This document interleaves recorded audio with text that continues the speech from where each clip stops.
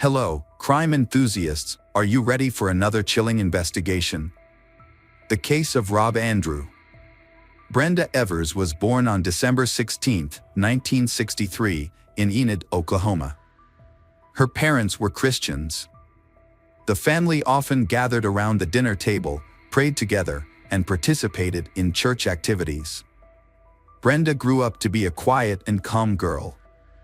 She did well in school and spent a lot of time at church helping others. While many of her friends were dating, Brenda patiently waited for her ideal partner. While in high school, she cheered for the school's soccer team. Brenda was a moral and humble young woman, just like her mother. She loved to dance but did not go to parties often. Brenda's goal was to be a devoted wife and mother, devoting herself to her family after marriage. At the age of 17, Brenda met Rob Andrew, her friend's older brother. Rob was older and in college. They quickly discovered that they had much in common. Although they were from different branches of Christianity, Brenda was Lutheran and Rob was Baptist. They both held conservative views, attended church regularly, and wanted to raise a large, happy family. Their friendship gradually blossomed into romance. Brenda then went to college in Winfield, Kansas. Despite being 125 miles apart, they tried to keep in touch regularly. To be closer to her lover, Brenda transferred to a college in Stillwater, Oklahoma, a year later. By the end of the summer of 1984, they married. Not long after, Rob received an attractive job offer in Houston, Texas. Although he was hesitant, Brenda convinced her husband to accept it. While Rob developed his career as an advertising executive, Brenda also completed her degree and found a job in the banking industry. Brenda loved the bustling life in the big city, with its tall buildings and vibrant nightclubs. Texas changed her a lot. She became more confident, started taking care of herself, dressed fashionably, wore makeup, and made many friends. However, Rob was not happy with these changes. He believed that a woman of faith should be more restrained. In addition, Rob began to feel homesick. So when he received an offer to return to the advertising agency in Oklahoma City, he happily agreed. Brenda did not support her husband's decision, leading to an argument between the two. In the end, they agreed that Rob would move to the new place first, and if everything went well, his wife would follow. After several months of living apart, the family reunited. In the early 1990s, Rob and his wife moved into a luxury home in Lansbrook. 9 months later, they had their first daughter, Tricity. Brenda quit her job to become a stay-at-home mom and raise the children. 4 years later, they had their son, Parker. Their family life seemed perfect, with love, children, home, and wealth. Rob and Brenda were married for approximately 17 years and had 2 children together. As a deeply religious couple, they raised their children with strong faith and moral values. They regularly attended church as a family and participated in charitable activities. From the outside, their marriage appeared happy and stable. However, in October 2001, their family life unexpectedly fell apart when Brenda left Rob and initiated divorce proceedings. After that, Rob stopped by their old home to pick up their children for the holidays as planned. That evening, Brenda met him at the door and asked him to fix a broken appliance in the garage. As Rob bent down to check, he heard footsteps behind him. As he turned around, he was shot and fell to the concrete floor. At around 6 p.m., emergency services received a call from Brenda. She reported that she was injured and her husband was dead. An ambulance was dispatched immediately.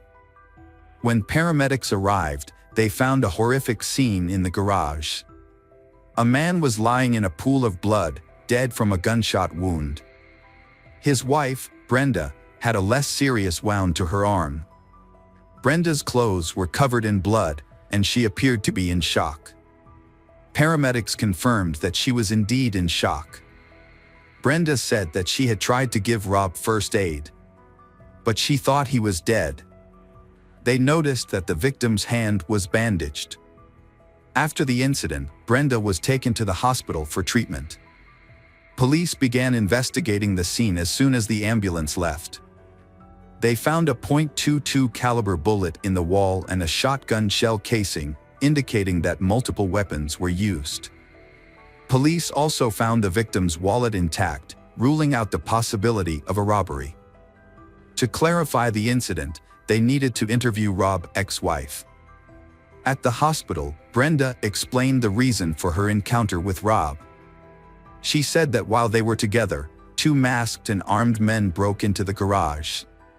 The attackers shouted something that Brenda could not hear. One shot Rob twice, and the other shot and wounded Brenda as she tried to run away. Both attackers then fled. Brenda did not know the identity or motive of the attackers. She believed that Rob was unlikely to have enemies because he was kind and helpful. Brenda admitted that she was scared, especially since there were children in the house at the time of the attack. However, Brenda's story was inconsistent. The police suspected that she was not telling the truth, especially when they saw that the children had not packed for the trip. Interviewing neighbors also did not yield any useful information. No one noticed anything unusual that night. To learn more about Brenda and Rob's personal lives, detectives decided to interview people they knew. It turns out that after the birth of their second child, the relationship between Andrew and Brenda became strained. Andrew often complained to friends and pastors that Brenda mistreated him and hated their marriage. In addition, a close family friend commented that the couple's feelings seemed abnormal. Brenda often expressed her feelings openly, even in front of strangers. Rob seemed to love Brenda too much, as he had forgiven her inappropriate behavior for a long time. Family friends all noticed that Brenda had changed significantly. From a normal housewife, she had become a woman with a more liberal lifestyle. These accusations were well-founded and were backed by clear evidence. Brenda seemed to be going through a midlife crisis. Her style of dress changed significantly. From a refined woman, she changed to wearing revealing clothes and wearing too much makeup. Not only that, Brenda also became secretive with her husband. She did not share where she went, who she met, or what she did. Eventually, Rob discovered that his wife was having an affair.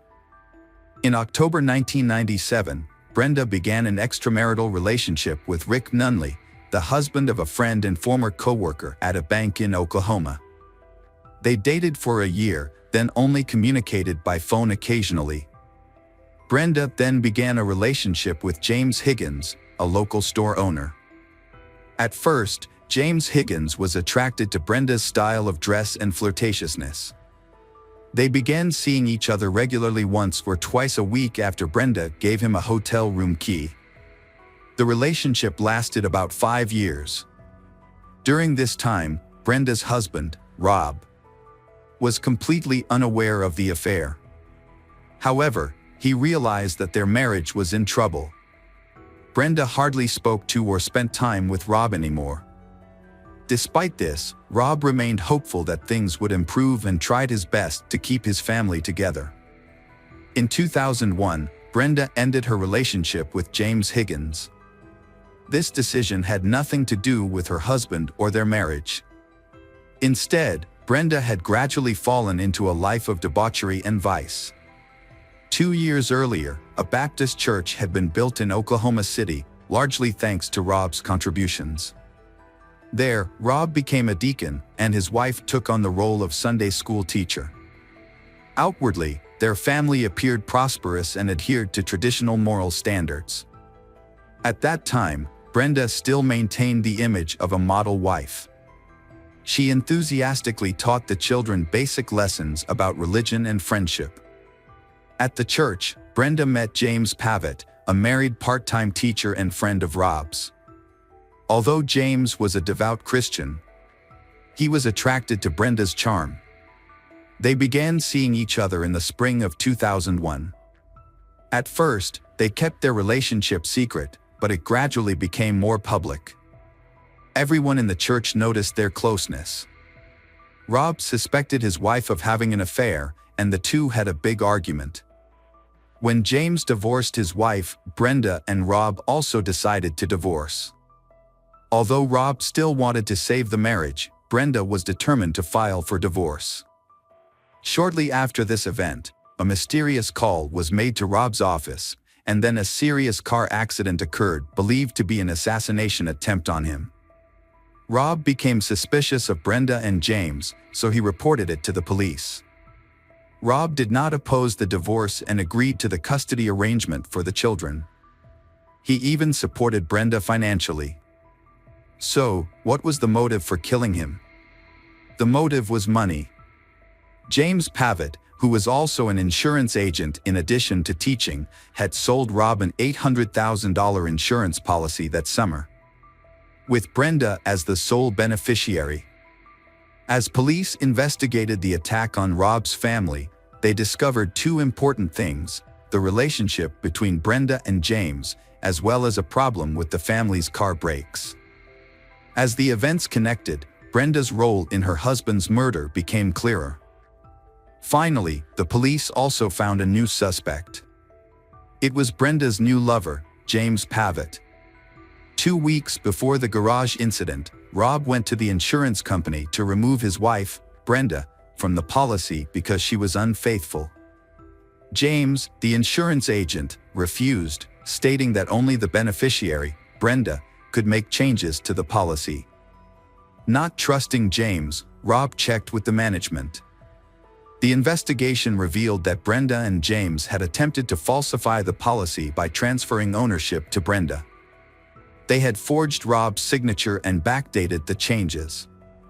James's supervisor confirmed to Rob that he was still the owner of the policy and that only the insured could make changes to it. When James learned of this discovery, he was furious, as it led to his dismissal. Investigators learned that Rob had a 16-gauge shotgun when he left the house. During the search of Brenda's house, Brenda did not turn the gun over, and it was not found, which was quite strange.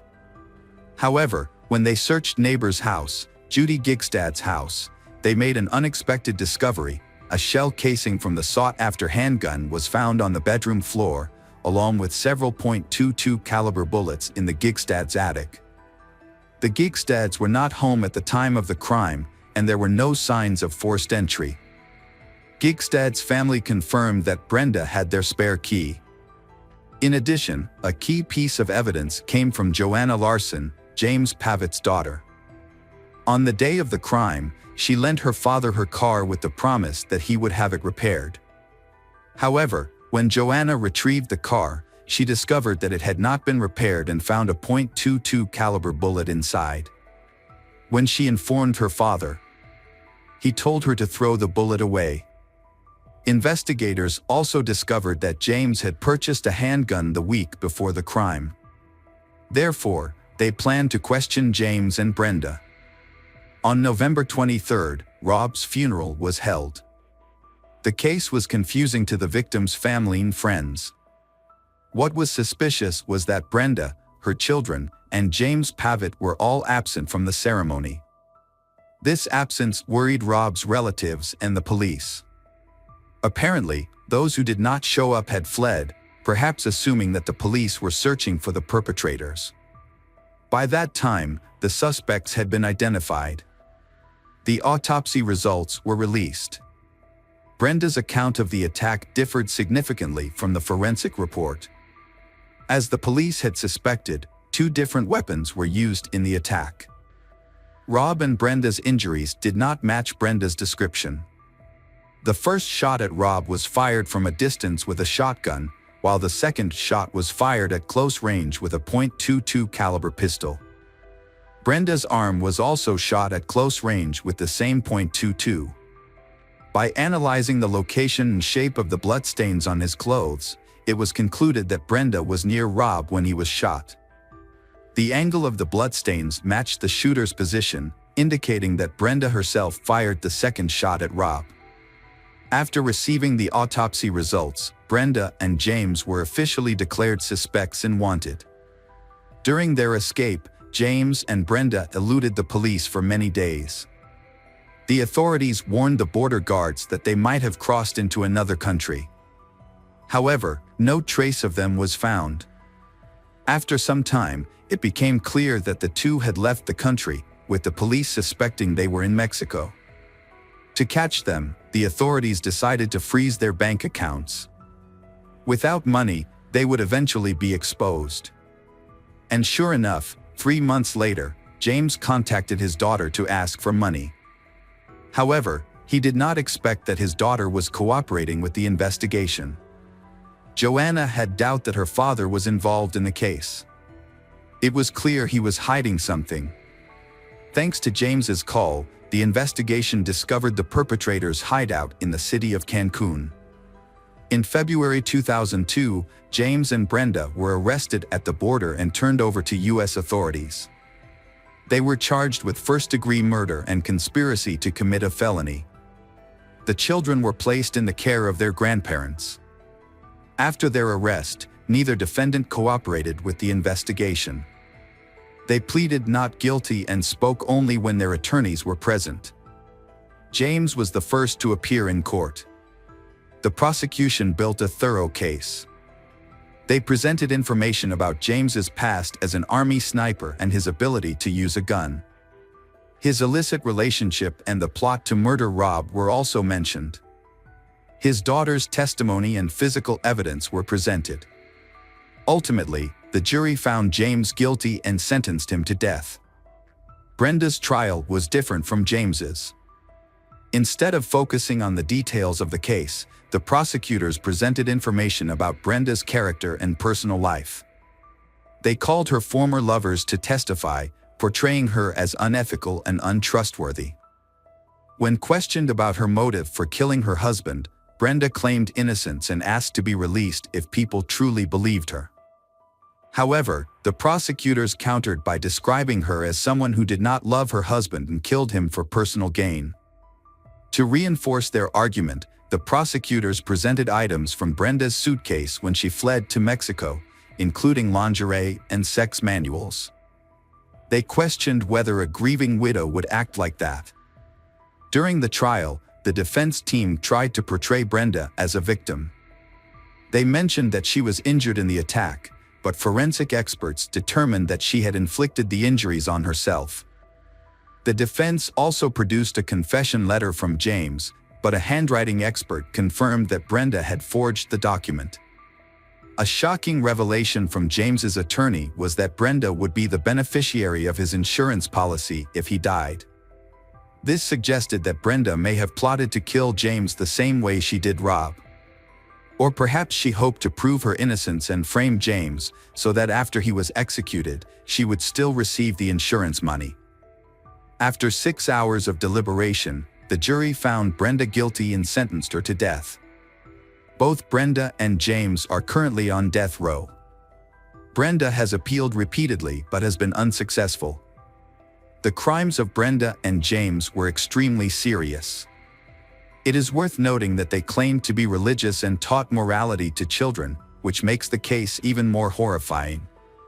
Those who preach morality but do not follow it themselves are hypocrites and cruel.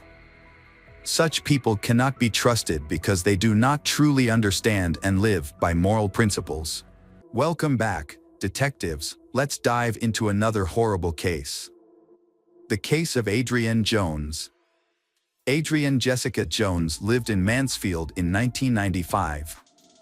At the age of 16, she made a strong impression on the surrounding community with her beauty. Adrienne was known for her hard work in school and her passion for sports, becoming a role model for many. In 1995, Adrienne was a junior at Mansfield High School. From the moment she started studying there, she quickly became a beloved figure. Her friends and teachers admired her kindness, intelligence, and positive spirit. Adrienne was an excellent and ambitious student. She took advanced classes and spent a lot of time studying every day. Her efforts were rewarded with high grades. After graduating from high school, Adrienne planned to become a veterinarian. In addition to her studies, Adrienne is also a talented athlete. She was a member of the women's soccer team and showed impressive skills. However, after an injury, she switched to the women's cross-country team. This shows Adrienne's perseverance and adaptability in both her studies and her sports. The decision to join the cross-country team helped Adrienne maintain an active lifestyle and improve her fitness. She accepted this new challenge and worked hard to improve her fitness. With her determination and dedication, Adrienne quickly became an important member of the team. In addition to her studies and sports activities, Adrienne also worked 20 hours a week at the fast food restaurant Golden Fried Chicken. She loved the attention, especially from teenage boys in Mansfield. A close friend described her as a flirt. Adrienne spent about 2 hours a day carefully applying makeup, always wanting to look perfect. Adrienne was a normal, well-behaved teenager who still tested her parents' boundaries. She had 2 younger brothers and was well protected by her parents. Due to the high crime rate in Mansfield, her parents imposed a curfew after 9 p.m. on weekends to ensure her safety. When Adrienne wanted to go out, such as to an amusement park or the movies, she had to notify her parents and show them her ticket as proof. To prevent her from sneaking out, her father even nailed her bedroom window shut. Although it was not frequent, there were a few times when Adrienne sneaked out in the middle of the night to meet up with friends. On Sunday, December 3, 1995, Adrienne was allowed by her parents to stay up late to talk on the phone with her boyfriend, Tracy Smith. Tracy was away on a family trip for the weekend, but Adrienne was desperate to get in touch with him. While they were talking, another call came in. Adrienne's mother heard her daughter was calling Tracy. When her mother asked who was calling, Adrienne said it was David, her cross-country teammate. Adrienne said David seemed upset about something. The next morning, Adrienne's family woke up as usual to get ready for work. When Adrienne's alarm clock continued to ring in her room, her mother began to worry. She went to check on her and found that Adrienne was disappeared. Her bed was made as if no one had slept in it the night before. Adrienne's mother tried to stay calm when she realized that her 16-year-old daughter was missing. At first, she thought Adrienne might have gone for a morning jog, but she quickly dismissed the idea when she saw that her daughter's running shoes were still in her room. Although Adrienne sometimes snuck out in the middle of the night to meet friends, she had never stayed out all night like this. Concerned for their daughter's safety, Adrienne's parents called the police. However, they had no idea that miles away, a man had just made a horrifying discovery on his farm. At approximately 7 a.m., on Seton Road in Grand Prairie, Texas, about 10 miles from Mansfield, a man discovered something unusual while going to get his mail. He noticed that the gate to his home had been knocked down. Curious, he decided to check and witnessed a horrifying scene. At first, he thought it was the carcass of a dead animal on the road, but as he got closer, he realized it was something much more horrifying. A man discovered the body of a young woman and quickly called the police. When police arrived at the scene, they witnessed a horrifying scene. The young woman had been shot twice, with obvious wounds to her left cheek and forehead. It was clearly a targeted murder. In addition, police discovered the young woman with a severe head injury, along with numerous scratches and bruises on her arms and legs. These injuries may have been caused by her running over the barbed wire fence in front of the farm in a desperate attempt to escape. Police found the teen wearing pajamas, as if she was getting ready for bed before she was murdered. They suspected that the case may be gang-related or drug-related, given the execution-style nature of the murder. After finding the body, Grand Prairie Police quickly sent out a notification to agencies in the area. The notification included basic information about the victim, such as age, height, weight, and other identifying characteristics. The goal was to share information and increase awareness, in the hopes of finding a connection between the victim and missing persons cases reported to other agencies. Mansfield police quickly identified the teen murdered in Grand Prairie as Adrienne. They contacted Grand Prairie police to coordinate the investigation. The next step was to break the sad news to Adrienne's family. Upon hearing the news of her daughter's murder, Adrienne's mother was devastated. Since Mansfield is a small town, news of Adrienne's death quickly spread to Mansfield High School, where she attended. Adrienne's classmates and friends were devastated by the news.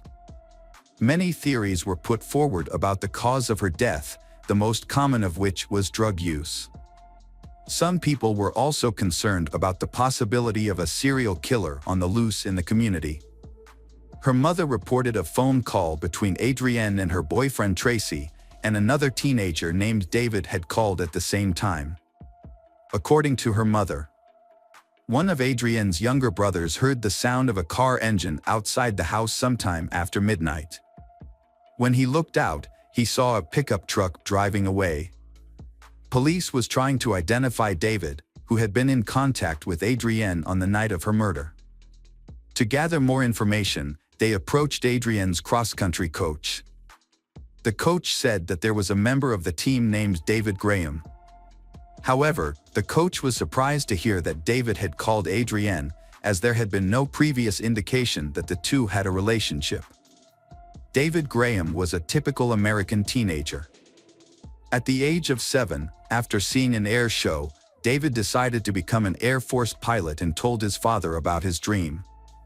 Since then, he has worked hard to make his dream come true. At Mansfield High School, David was a popular and well-liked student. He had a natural charm and was always cheerful. Although many girls were interested in him, it was Diane Michelle Zamora, a senior, who pursued David. Diane stood out from the crowd because she shared David's desire to join the military and was actively pursuing her goal. After Adrienne was murdered, the police interviewed David Graham. David admitted to knowing Adrienne since they were both on the cross-country team, but insisted that they were just casual friends. The police asked David if he had been in contact with Adrienne the night she was murdered. David denied it completely, saying that he had been home studying with his girlfriend Diane Zamora that night. The police thoroughly investigated David as a suspect in Adrienne's murder.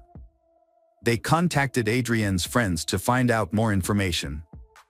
One of Adrienne's closest friends said that she knew all of Adrienne's secrets, but had never heard Adrienne mention David. Furthermore, when the police checked Adrienne's phone contacts, they did not find David's phone number. This discovery further confirmed that David had nothing to do with Adrienne's murder. So the police eliminated David from the list of suspects. They turned their attention to Tracy Smith, Adrienne's boyfriend. However, the police quickly established that Tracy had a solid alibi. On the night of the murder, he was out of town with his family. In addition, Tracy voluntarily took and passed a lie detector test. This evidence further proved Tracy's innocence in the case. During his interview with the police, Tracy Smith provided important information about Adrienne's murder. He said that on the night of the murder, while talking to Adrienne on the phone, she had told him that someone named Brian had called. Based on this statement, the police investigated and identified Brian as a local teenager whose full name was Brian McMillan. The police believed that Brian might be involved in the case and needed to be further investigated. During the investigation, the police discovered important information about Brian McMillan. They learned that Brian had worked at a pharmacy near the restaurant where Adrienne worked. Brian had developed a crush on Adrienne and frequently visited the restaurant to peek at her. However, Adrienne felt uncomfortable with his constant presence. When the police interviewed Brian about Adrienne's murder, he initially denied any involvement with her. However, Brian later admitted that he knew Adrienne. The police questioned Brian about Adrienne's murder. Brian did not remember talking to Adrienne on the night of her murder. He admitted that he had been drinking that night because he was depressed and lonely. Brian also confessed that he had been at Adrienne's house on the night of the murder. At the end of the interview, the police wanted Brian to take a lie detector test, but Brian's father refused to do so for his son. A week after the police interview, Brian was arrested at home. The police thought carefully and decided to carry a weapon because they suspected Brian might have a gun. They wanted to ensure everyone's safety during the arrest. Brian was charged with Adrienne's murder. However, many of his friends spoke out in his support, describing him as a gentle person with no violent tendencies. This created a contradiction between the police's accusations and the comments of those who knew Brian. Brian's father confirmed that his son was home the night Adrienne was murdered. Brian was held in custody for 3 weeks, including Christmas and New Year's, pending further investigation and legal proceedings. During this time, the district attorney's office asked Brian to take a polygraph test, which he passed with flying colors. Due to the lack of evidence linking Brian to Adrienne's murder, the district attorney's office decided to release him. After 9 months of investigating Adrienne's murder, the Mansfield, Texas police made a major breakthrough. The information came from Annapolis, Maryland, where Diane was a student at the Naval Academy. According to reports from officers at the academy, Diane admitted to several classmates that she and her boyfriend David Graham had murdered a girl named Adrienne Jones while they were living in Mansfield, Texas. Police from Mansfield traveled to Annapolis, Maryland to question Diane shortly after receiving the information. During the interview, Diane denied all of her previous confessions. However, the Naval Academy decided to suspend her and send her home while the investigation was ongoing. After failing to get any information from Diane, the police traveled to Colorado Springs, Colorado, to interview David at the Air Force Academy. When questioned, David said he did not understand why Diane would make up the story about killing Adrienne. During the interview, David began to lose his temper and asked to write a statement. He wrote a 4.5-page confession letter detailing how he and his girlfriend Diane planned to kill Adrienne. In the letter, David recounted an incident that occurred in November 1995, when he offered to give Adrienne a ride home. On the way, they stopped in an elementary school parking lot and had sex. David felt extremely remorseful after cheating on his girlfriend Diane. He loved her very much and knew that his actions would hurt her deeply. One night, while the two were studying for the SATs together, they had an argument. Unable to bear the guilt any longer, David decided to confess. He sat down on a chair, sobbed, and admitted to Diane that he had been unfaithful. After David confessed to Diane that he had been unfaithful and had an affair with Adrienne, Diane felt extremely hurt and angry. David's betrayal had broken her heart. In a fit of rage, Diane argued and yelled at David. She even wished he were dead and felt deep hatred for Adrienne. Diane's emotions were so strong that it was difficult for her to understand and accept what had happened. Realizing the seriousness of the situation, David told Diane that he was willing to do anything to save their relationship. David revealed that he and Diane had decided that in order to save their love, they needed to kill someone. They chose Adrienne as their victim.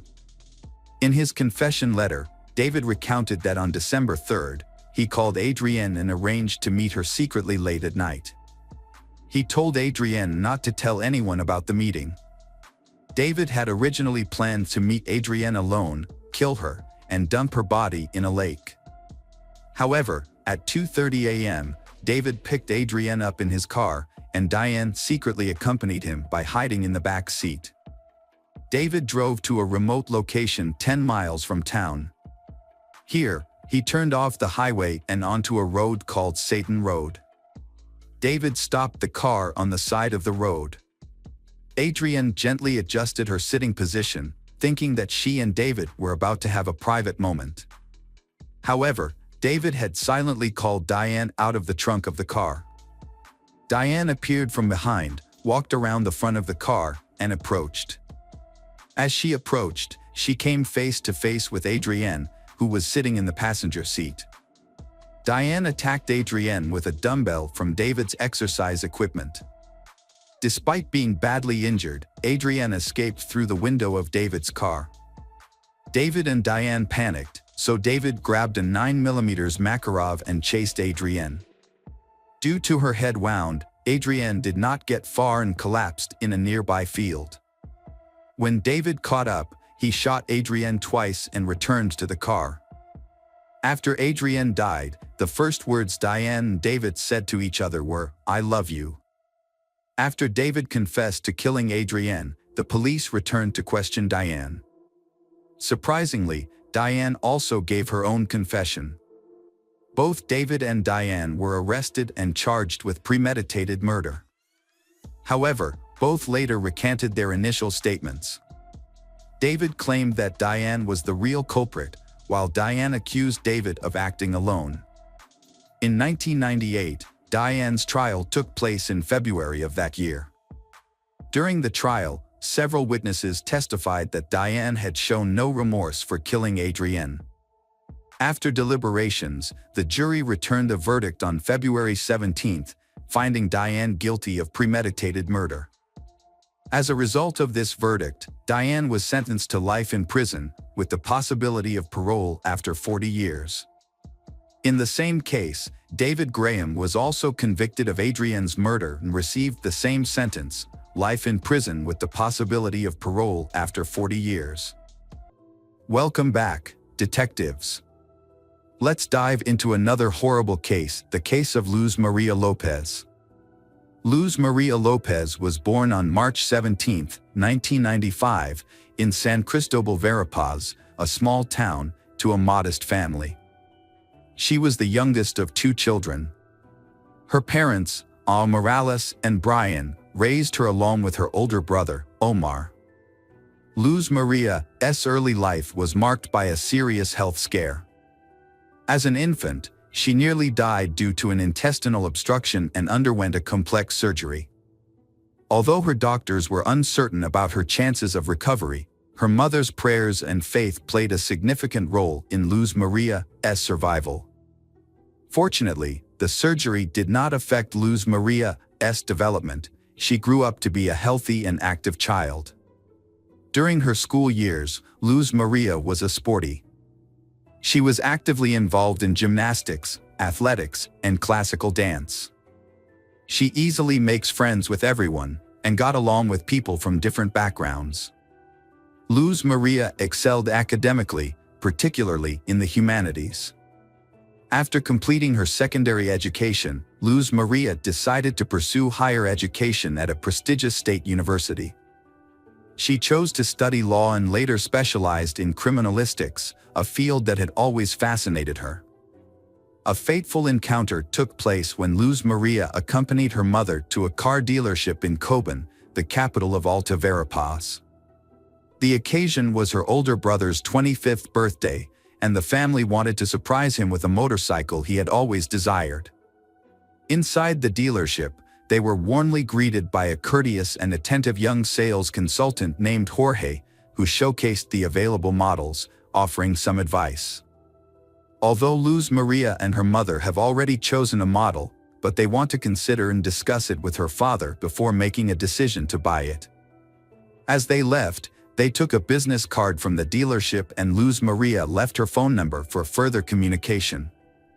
Shortly after, she received a call from Jorge himself, but instead of discussing the potential purchase, the conversation turned to a more personal subject. Over the following days, Jorge contacted Luz Maria several times, gradually building up the courage to invite her to meet at a coffee shop. Jorge was clearly smitten with Luz Maria, the beautiful, sultry brunette, but he didn't know how to approach her. Luckily, Luz Maria also liked Jorge, and when he asked to meet, she happily agreed. Although Luz Maria was a year younger, their small age difference wasn't an issue. They fell deeply in love, both believing it was love at first sight, and that a long, happy life was ahead. A few short months into their relationship, they decided to live together, despite parental objections. They had a small, private wedding, attended only by close friends and family. However, their special day almost got derailed due to a mishap at the banquet venue. They had to cough up extra cash to save the celebration, which wedding ultimately took place on schedule. Jorge was born in 1996 in Santa Catalina Latina, a town in central Guatemala. Jorge and his younger brother, Pablo, grew up in a low-income household. His family struggled financially, so as children, they did not have the luxury of fine clothes and expensive toys, as the family's limited income only covered the most basic needs. Even though Jorge grew up in difficult circumstances, he seemed to have no motivation to change his life for the better. He lived life at his own pace, choosing to enjoy simple pleasures rather than strive for advanced degrees or job security. Those who knew Jorge described him as introverted, unsociable, and having few close relationships, especially with women. When he met the love of his life, Luz Maria, he went all out to win her heart and quickly proposed, fearing she might change her mind. However, Luz Maria's parents, Al Morales and Brian, were suspicious of him from the start. They couldn't quite put their finger on what it was about him that they didn't like, but they couldn't convince their daughter to call off the wedding. The marriage turned out to be unhappy. After the wedding, Luz Maria became pregnant, but she had not yet finished her university degree and struggled to find a good job. Due to her lack of experience and health issues, she had to accept short-term, low-skilled jobs. Meanwhile, her husband lost his job and was in no hurry to find a new one. When their daughter, Alice, was born, the family's financial situation became more difficult. Both spouses were unemployed, and they had no money to pay rent, buy food, or pay for the family's basic needs. Jorge convinced Luz Maria that their only option was to temporarily move in with his parents. Luz Maria was initially hesitant, but facing no alternative and having a baby to care for, she eventually gave her consent. Luz Maria's mother was aware of the problems her daughter was facing in her marriage, but despite mother concerns, Luz Maria was optimistic that things would improve. Luz Maria assured her mother that everything would get better soon, so her mother decided to visit her and see how she was doing. However, when she went to Luz Maria's husband's house to see her daughter, she was shocked by what she found. Luz Maria was in a terrible state, eating only once a day and very little at that. This was partly due to Jorge's family not providing her with enough food, even though she was unemployed and breastfeeding her young daughter. The lack of food was only one of many problems Luz Maria faced in her in-laws' home. She was constantly belittled and even physically abused by her husband's younger brother. He was annoyed by the sound of the baby crying and the presence of children's belongings in the house. On several occasions, he threw items at Luz Maria, including a baby bottle that hit her and her daughter, Alice, who was in her arms. Despite witnessing these events, Jorge just stood by and did nothing to protect his wife and children, he treating them as if they were strangers. Al Morales convinces her daughter to take her granddaughter to her maternal home. Jorge arrived shortly afterwards, asking his wife to return home and promising to find a job. Luz Maria agreed, on the condition that they could rent their own apartment and live separately from Jorge's parents. After completing her education and defending her diploma, Luz Maria landed her dream job at the city prosecutor's office. As a smart, talented, and responsible young woman, she quickly earned the respect of her colleagues and began to advance in her career. As time passed, the family's financial situation significantly improved, thanks to Luz Maria's hard work and success. They were eventually able to afford a car. Meanwhile, Jorge continued to struggle with his own life, failing to find direction and instead relying on his wife's income. His laziness and jealousy intensified over time, causing tension in the household. Jorge had a volatile temper, and the situation worsened with time. Jorge was a man who preferred a life of leisure, spending most of his time at home watching TV, drinking beer with friends, and relying on his wife's income. He was extremely possessive and controlling, restricting his wife's freedom and autonomy. He wouldn't allow her to make friends, have lunch with colleagues, or even be alone without him. He constantly monitored her phone activity, checked her call history, and read her messages. He also forbade her from creating social media accounts. When they were alone at home, Jorge's behavior was just as bad. He frequently arguments, blamed his wife for all their problems, and never took responsibility for his actions. When they lived with his parents, Jorge failed to stand up for his wife, instead watching as she was humiliated, insulted, and even physically abused by his relatives. Jorge frequently resorted to physical violence in their relationship.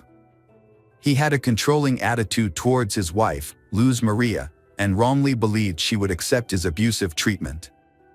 Their neighbors frequently heard screams coming from their house and witnessed signs of physical abuse on Luz Maria's face and body. Luz Maria had tried to leave her husband multiple times, taking their daughter and moving in with her parents. However, her husband would always show up, beg for forgiveness on his knees, and promise to change. Despite her parents' warnings to leave him, Luz Maria would forgive her husband and give him another chance. On December 15, 2020, after another violent argument, Luz Maria took their 3-year-old daughter, Alice, fled to her mother's house in tears. The next day, Jorge arrived, but it was unclear whether he was seeking reconciliation with his wife or just wanted his car back. He claimed to have found a new job and promised that their lives would improve, swearing that he would never physically harm Luz Maria again. Luz Maria believed him once more and returned to their rented apartment with her husband. In January 2021, Jorge failed to get a job as promised and stole the money Luz Maria had earned, leaving their family with nothing. Luz Maria called her mother to complain, and her mother agreed to meet with her to give her some money until she received her next salary. However, on January 19, Luz Maria failed to show up and was unreachable by phone, which was unusual for her. Concerned for her daughter's well-being, a Morales went to Luz Maria's workplace the next day and found that she had not shown up for 2 consecutive days and had not been in contact with anyone. Around the same time, Jorge was also looking for Luz Maria. He went to the prosecutor's office claiming they had a fight and assuming she had gone to her mother's house. However, a Morales suspected that he was lying and immediately went to the police to report Luz Maria missing. That same day, a nationwide alert system was launched under the codename Isabel Claudina. This system was originally designed to facilitate urgent searches for missing young women. When the massive search began, her husband, Jorge, was immediately identified as the lead suspect. In fact, he was the only suspect. Luz Maria had no enemies, and there was no reason to believe she had been kidnapped. The last person to see her alive was Jorge himself. Jorge denied any involvement in Luz Maria's disappearance, claiming he had been searching for her and was outraged to be considered a suspect. Jorge's story had several holes in it, and he couldn't give a clear reason for not telling the police about his wife's disappearance on the same day it happened. If Jorge thought Luz Maria was at her mother's house, it wasn't clear why he didn't call or visit her there. On January 22, municipal workers stumbled upon the body of Luz Maria Lopez while responding to a clogged storm drain near the road. When they lifted the grate, they found the large plastic bag containing charred human remains. The workers immediately reported the discovery to the police, suspected that the body might be that of Luz Maria. Forensic experts confirmed that the remains belonged to she, and Luz Maria's parents and brother identified the body despite its severe disfigurement from fire. Notably, the body was found on the same street as the prosecutor's office where Luz Maria worked. Despite the body's severe burns, pathologists determined that Luz Maria had been severely beaten and died from asphyxia. Evidence of internal hemorrhages, fractures sustained while she was still alive, and caked blood in her nose and mouth supported this conclusion. Deep marks on her neck also indicated strangulation. At the time of the discovery of the body, no new suspects had emerged. Luz Maria's parents were convinced that their son-in-law, Jorge, was responsible for the brutal murder of their daughter. As a result, Jorge was immediately taken into custody, and investigators began to look into the motive behind the crime. Experts in psychology and criminal behavior were consulted to examine the relationships within the family and the marriage. During the investigation, Luz Maria's mother, Morales, provided an audio recording that had been sent to her anonymously by a neighbor who had witnessed their frequent arguments. The recording captured a heated argument between they, in which Luz Maria frantically screams and cries for help, accompanied by the faint sounds of a child crying in the background. Morales was deeply shocked and extremely upset by the news. She emphasized that if the witness had immediately contacted the police, her daughter might still be alive. The witness did not call the police or even visit the house where the screams originated. The police were unable to locate the anonymous person, which meant they could not be officially involved in the investigation. During an interview, Morales urged citizens to be vigilant and report instances of domestic violence to the police rather than simply documenting them. She believed that such actions could help save lives. The crime sparked widespread outrage, prompting thousands of people to take to the streets and demand justice for Luz Maria. Jorge was taken into custody, but he continued to deny his involvement, claiming he had driven his wife to work on the day she disappeared. Security footage did show their car heading in the direction of her workplace, but the tinted windows made it impossible to determine how many people were inside. Additionally, no footage showed the car stopping or Luz Maria getting out. At the house they was renting, police discovered evidence of a violent incident. There were faint blood stains and drag marks, suggesting that this was where the brutal attack had occurred. Further evidence was discovered in the trunk of the family car, where microscopic fragments of burnt human flesh were found. The investigators also became interested in a recent purchase made by a double orthopedic mattress. Specifically, they were interested in the dense polyethylene wrapping that came with the mattress. A comparative analysis revealed that Jorge had used this wrapping to package the burnt remains of Luz Maria. Additionally, several neighbors came forward as witnesses, reporting that they had frequently heard Jorge yelling at his wife and threatening to kill her. Just days before Luz Maria's disappearance, Jorge had been overheard shouting that he would kill her if she tried to leave him, and that he would hide her body so well that no one would ever find it. Criminologists used collected data and witness testimony to reconstruct the events surrounding the crime. On the night of January 19, 2021, a brutal murder took place.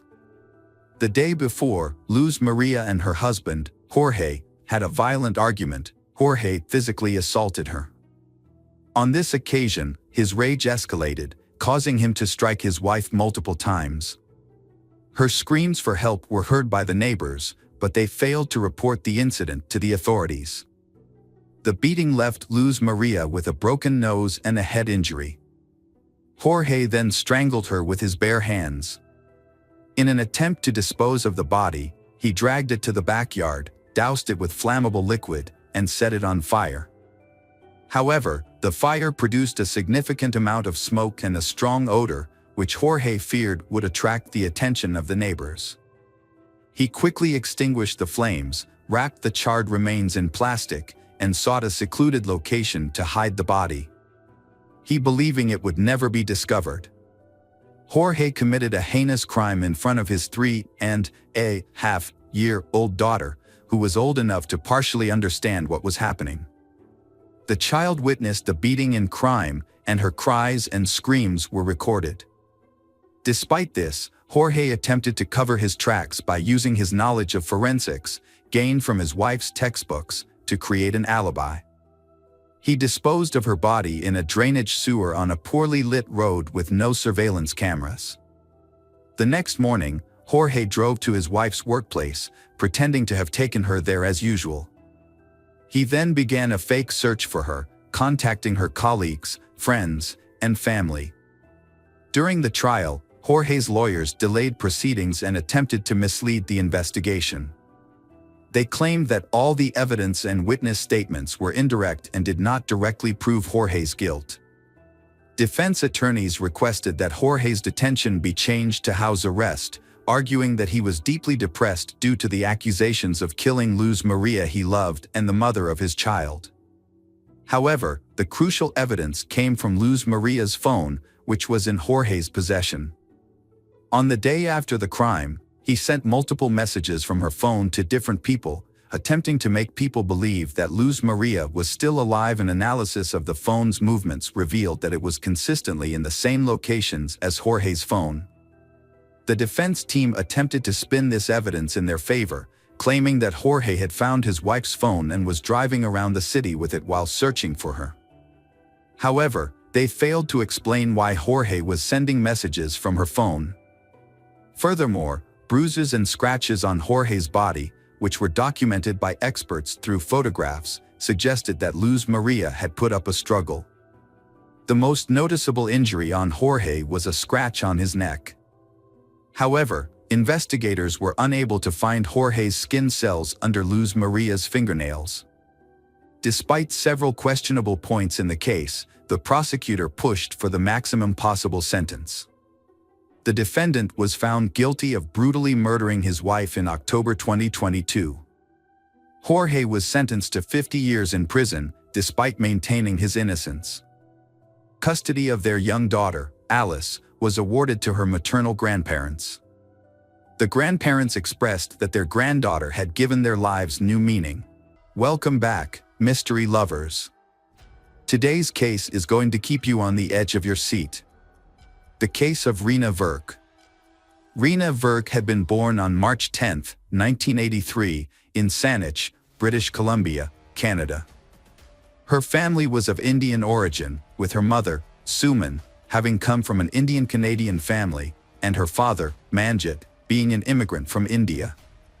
Rena's parents had formerly been Hindus and had converted to Jehovah's religion. Rena struggled to fit in with her peers in the Saanich community, where Sikhism was popular among Indo-Canadians. Unfortunately, she was severely bullied at school due to her appearance and ethnic background, which set her apart from her predominantly white classmates. She was bullied due to her unusual appearance, being overweight and having brown skin.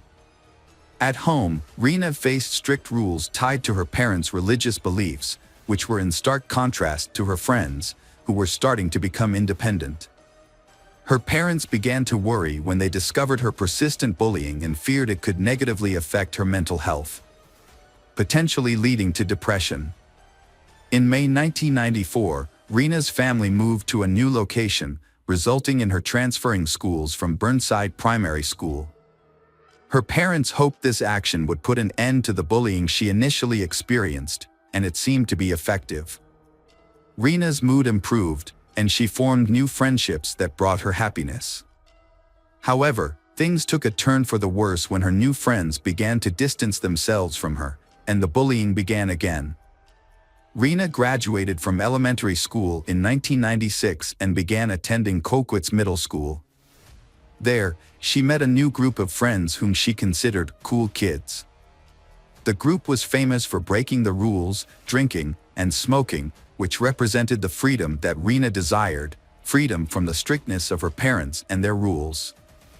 Although she felt accepted by her new friends, her parents disapproved of her new relationships, leading Rena to become more rebellious. In 1996, when Rena was 13 years old, a friend suggested she leave home. The friend told her she could be adopted by telling the police that her parents had physically abused her. Rena took this advice and accused her parents of assault, but no charges were brought due to lack of evidence.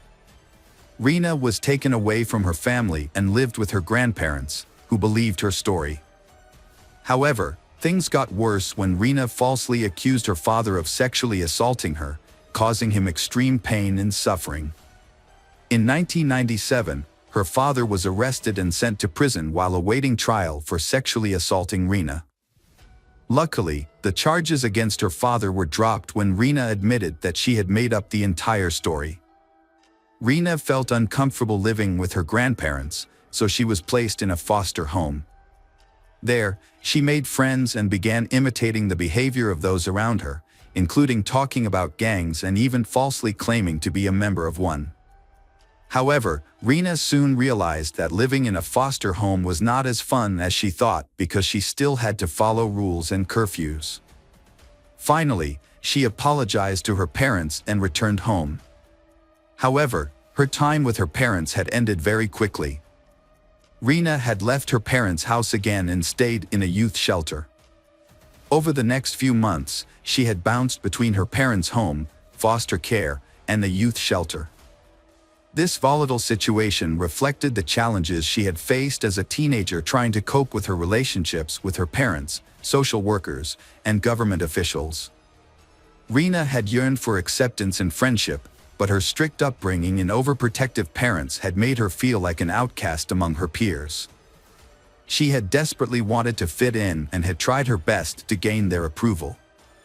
Middle school had been the most confusing and emotionally challenging time of her life. Rena had sought recognition from those who had previously rejected her.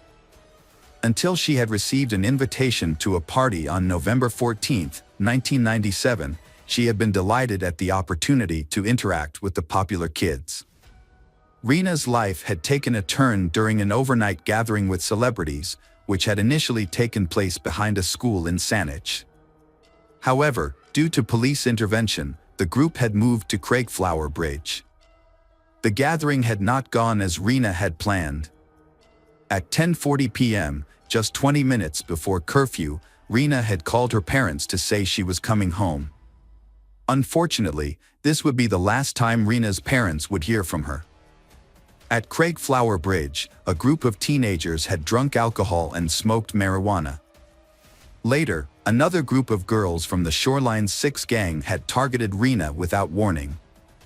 They had assaulted her, burned her forehead with a lit cigarette, and tried to burn her hair. The attack had continued until a girl had intervened and ordered the others to stop. Rena had tried to escape and go home after the initial attack, but two teenagers, Kelly and Warren, had chased her. They had dragged Rena to the other side of the Craigflower Bridge, where the attack on her had continued. Kelly and Warren had punched and kicked her, then held her head underwater until she died. After Rena's death, the attackers had taken off her sweater and shoes and rolled her body into the water.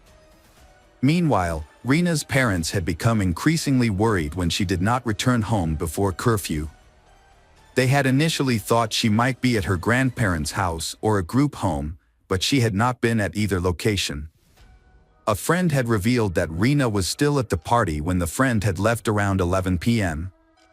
The next day, Rena's family had reported her missing, but the police had responded slowly due to her past history of running away. Rumors had spread among students at the local middle school about a brutal beating and a body found in the nearby gorge waterway.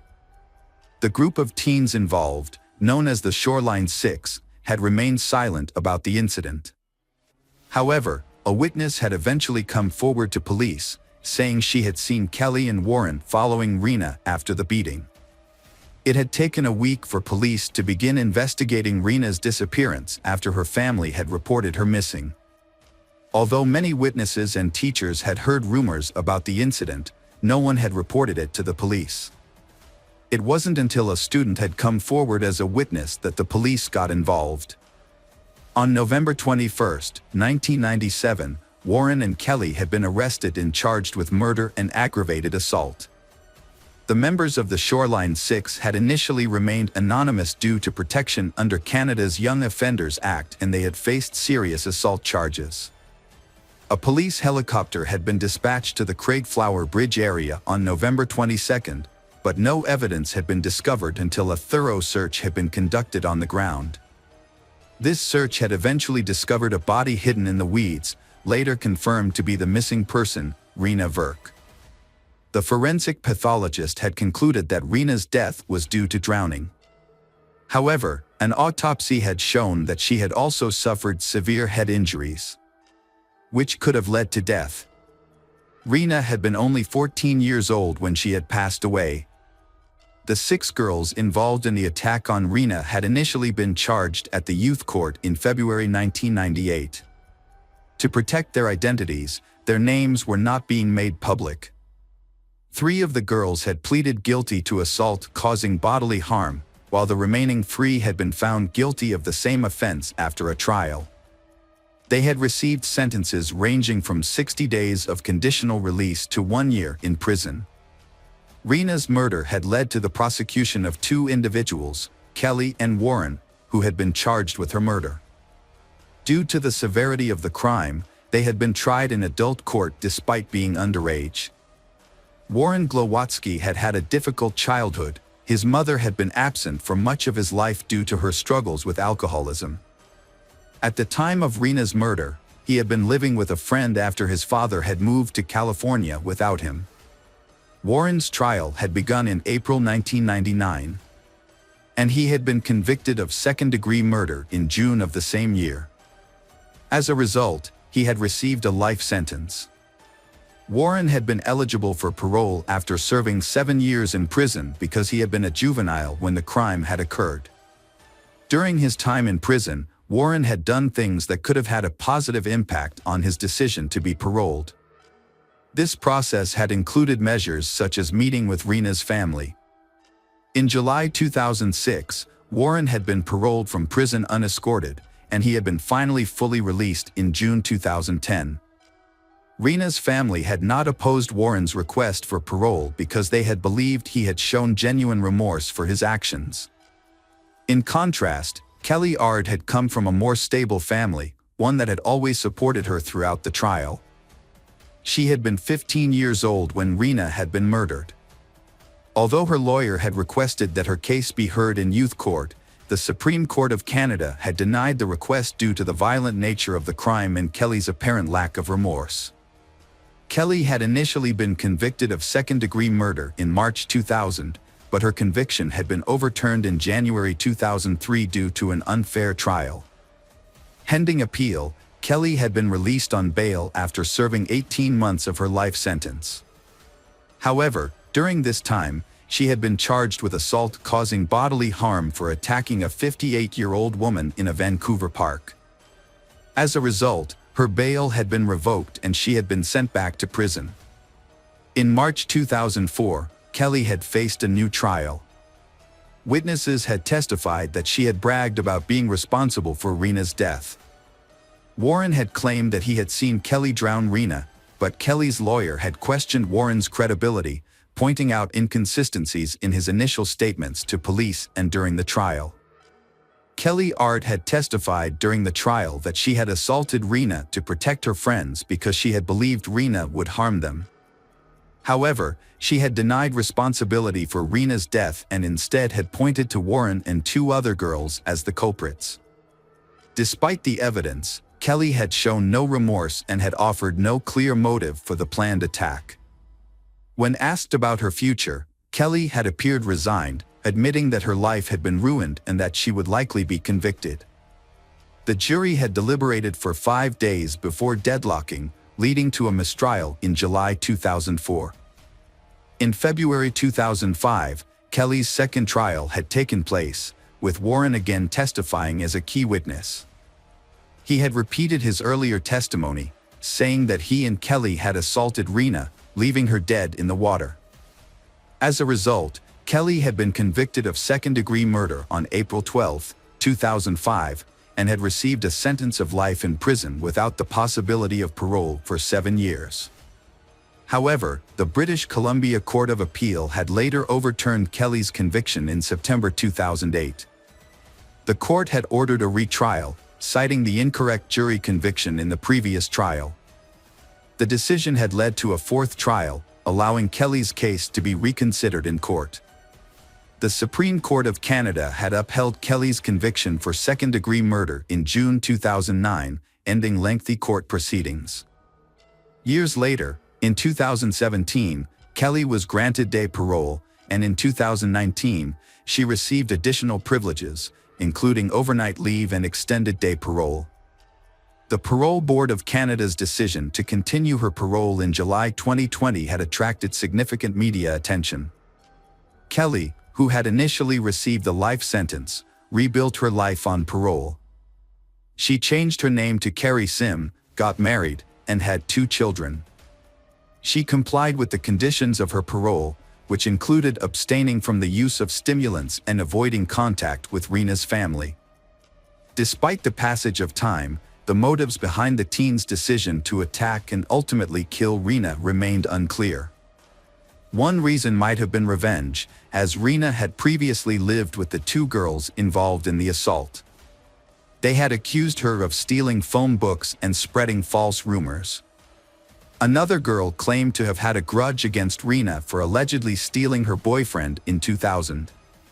Rena's parents had sued the teens involved in her death, as had the British Columbia government and other parties.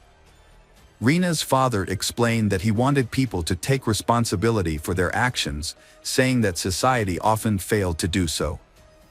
Years later, in 2012, Rena's mother spoke out about her daughter's tragic death and the devastating effects of bullying on young people.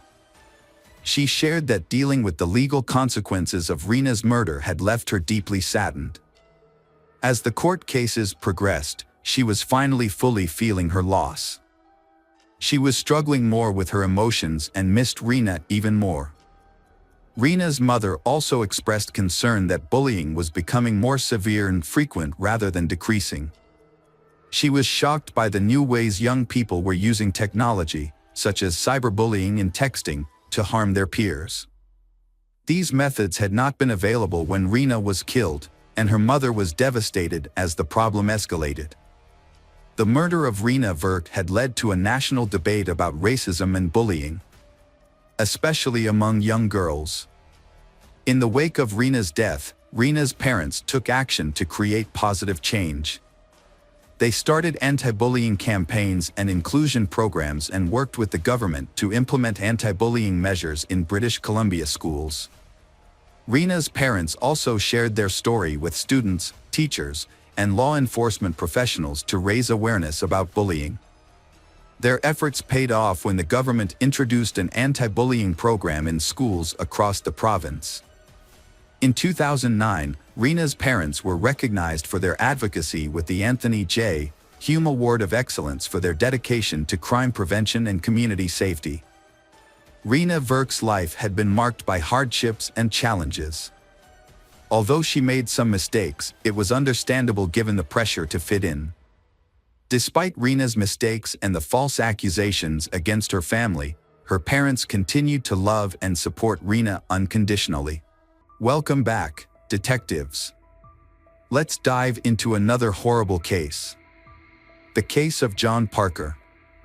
John Parker was born in 1970 in Indiana, United States, to a middle-class family and have a brother. From a young age, John had a strong ambition to succeed.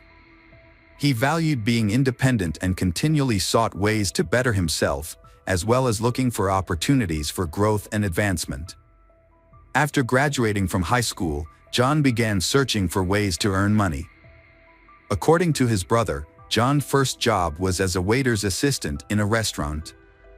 However, he quit his job soon after, but the exact reason for his departure is unclear. Undeterred, John quickly found a new job that offered more freedom, allowing him to explore and develop his passion for pursuing a career in sales. John started working as a door-to-door salesman for Kirby vacuum cleaners. Initially, his family teased him, but he soon demonstrated his capabilities to everyone, and he also found his purpose in life. By the end of his first year, John had become one of the company's top salesmen, and he was eager to continue achieving more. John worked extremely long hours, typically between 12 to 16 hours a day. As a result, he became a top sales performer, earning recognition at company meetings. John's success also made him a source of inspiration and guidance for his fellow salespeople.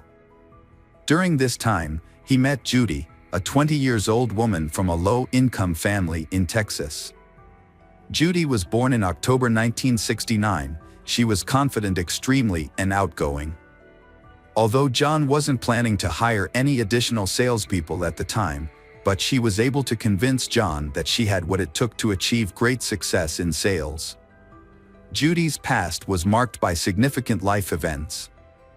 With her parents' consent, she had gotten married at the age of 14 and had 2 children, Christina and Daniel Hicks, but it ultimately ended in divorce. When she met John, she was determined to start a new chapter in her life. John decided to give Judy a chance, taking her under his wing as a mentor in vacuum cleaner sales. Not only did Judy prove herself as a valuable member of the sales team, but she also won John's heart. As time passed, they began to date. John's life was thriving, both personally and professionally. He has built a solid reputation for his sales and training abilities, and most importantly, he has the love and support of his wife Judy. John expanded on his experience by starting his own business in Michigan, specializing in selling and servicing Kirby vacuum cleaners. He also offered training sessions for salespeople, sharing his personal secrets and enthusiasm that had made him successful in the industry. John's company quickly rose to the top in the area, and he credited his success to Judy's support. After establishing his career, John and Judy got married in 1992. The couple had 2 daughters, Tiffany and Erica. As John's business continued to thrive, they relocated to better homes, providing their children with access to excellent schools, luxury cars, and regular vacations.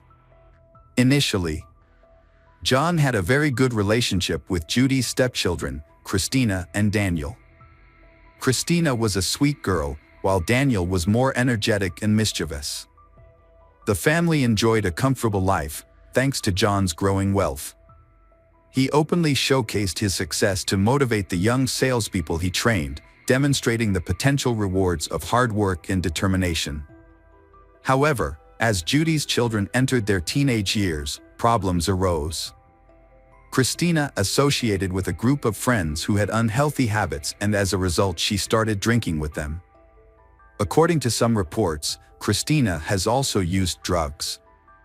Meanwhile, Daniel, 13, often appears angry and doesn't seem to fit in with his friends. On one occasion, Daniel took John's car and recklessly drove around the neighborhood with friends, damaging several mailbox posts. The next day, John visited each affected house, compensating the homeowners for the damage, to prevent them from filing a police report about the boys' actions. Around this time, John was also summoned to Daniel's school that the boy had misbehaved and they needed to discuss the issue. John and Judy's relationship became strained after he got into a physical altercation with Daniel. After 9 years together, Judy took her family to Texas to visit her childhood home and meet her brother. During the trip, Judy confided in her brother about her troubled marriage and John's mistreatment of her children. However, the situation was more complex. Judy's older children were misbehaving, and she took their side, which added to the tension. Things escalated when John suspected Judy of having an affair with one of his employees. John installed cameras in the office to gather evidence. When he obtained proof of Judy's infidelity, his life was turned upside down, and his demeanor changed drastically. He began to drink heavily, which led to intense arguments with Judy and rough treatment of their children. One incident involved his daughter Tiffany, who was beaten with a belt for not bringing her homework to school. When her teacher noticed the marks the next day, she reported it to social services. Before they arrived, John warned the 4 kids that if they wanted to maintain their luxurious lifestyle, they should say nothing about the beating. Consequently, Tiffany blamed her stepbrother Daniel. John's bad mood not only affected his family but also his employees and clients, who suffered from his outbursts of rage. To keep Judy away from her lover, John moved the family to an exclusive area in Crown Point, Indiana. Despite his hopes for a fresh start, things did not improve. Judy started to improve her appearance by losing weight and changing her look, while John let himself go, growing his beard, smoking, and wearing only jeans. He became increasingly distracted. The business struggled due to John's condition, nearly going bankrupt and forcing him to sell his boat to stay afloat. Office rumors swirled about Judy's alleged affair with Jeff, John's right-hand man, fueling more arguments. At one point, Judy told John she wanted a divorce, but it wouldn't be straightforward. John felt he had given Judy everything, rescuing her from poverty, accepting her children, and showering her with luxuries. When love turns to resentment, he began cutting off Judy's financial sources. John made it clear that if she left, she would leave with nothing, and he had a secret recording of her infidelity with the office employee. This was the situation at the start of 2003. The tension between John and Judy affected the children, whose behavior worsened. Even Tiffany was grounded during the holidays for starting a fire on school grounds with a friend. The arguments finally ended on Thursday, April 17, 2013, when John and Judy went out to dinner. They were likely looking for a way to resolve issues and reduce the tension between them. After dinner, the couple called home to check on their kids and told them they would be back soon. Then, Christina asked them to stop by the office because she had left a school notebook there. As John and Judy left the restaurant, John decided to bring the leftover dinner to Jeff, who was supposedly working late at the office. John and Judy arrived at the office, located in a deserted industrial area. Just before 10 p.m. John went inside to talk to Jeff, while Judy picked up Christina's notebook and returned to the car. A few minutes later, John came out of the office and opened the rear door on the driver's side of the car to look for something. Suddenly, two loud bangs were heard, and John collapsed on the ground. Judy and Jeff immediately called 911. Police and medical units arrived at the scene within minutes. Unfortunately, John, 33 years old, had been shot in the back of the head and was pronounced dead at the scene. When questioned by the police, Judy, who was inside the car when the incident happened, was unable to provide much information. Judy said she was sitting in the car when John came out of the office and opened the back door on the driver's side. Immediately, she heard two loud shots. Judy's reaction was to hide behind the seat. When she finally lifted her head, she caught a glimpse of a man in dark clothing running away from the car. Initially, it seemed like a robbery because John's wallet was missing. However, as investigators examined the scene more closely, they began to have doubts. John and Judy hadn't told anyone they would be there, which raised several questions. What were the chances of a random robbery in a deserted industrial are very rare. If the motive had been robbery, it's puzzling that the perpetrator would first kill John and then take his wallet. This is especially confusing since John was visibly wearing a valuable gold Rolex and other easily accessible jewelry. Typically, thieves would thoroughly search the victim's pockets in such situations. The fact that this didn't happen raises more questions than answers. Two bullet casings were found at the scene, which supports Judy's account of hearing two shots. One shot killed John instantly, but there's no official information about the second shot. With many unanswered questions, investigators started work taking a statement from Judy. Judy reported that her husband had argued with an employee from his company prior to the incident and identified the individual. However, she couldn't provide any additional information beyond her initial statement at the scene. Jeff, who was inside the office, also couldn't offer any useful insights, as when he heard the gunshots and went outside, it was all over. Meanwhile, authorities informed Christina, a Parker resident, that her stepfather had passed away. With robbery ruled out as a motive, detectives turned their attention to John's circle of relatives and colleagues. They began with an employee who had allegedly argued with John, but the employee claimed they had resolved their issues amicably and had a verified alibi. The investigation expanded, include John's business partners, employees, competitors, friends, and family. Judy's behavior during the funeral surprised and puzzled many people. As she seemed cheerful and socialized with friends, which was unexpected given the circumstances. Her ex-husband was also seen casually reading a newspaper at the funeral. For days after the murder, police brought in 15-year-old Daniel for questioning because he was accused of hiring gang members to kill his stepfather, John. When questioned, Daniel admitted to paying someone to hurt John, but claimed he only wanted him injured, not killed. The police arrested one of the young men that Daniel had hired, but they were released after their alibi checked out. Daniel was also released after 9 days due to lack of evidence and his status as a minor. Later, it was discovered that John had problems with Judy's children, which led to further investigation into Daniel and raised suspicions about Judy's 17-year-old daughter, Christina. When questioned, Christina denied any involvement, and this lead also went nowhere. However, investigators were left wondering who was providing the money for these schemes. And they suspected Judy was the source. Further investigation showed that Judy and John's relationship had gotten much worse before he died, and Judy's affair was discovered. However, sources revealed that John had no plans to leave his wife and was trying to save their relationship.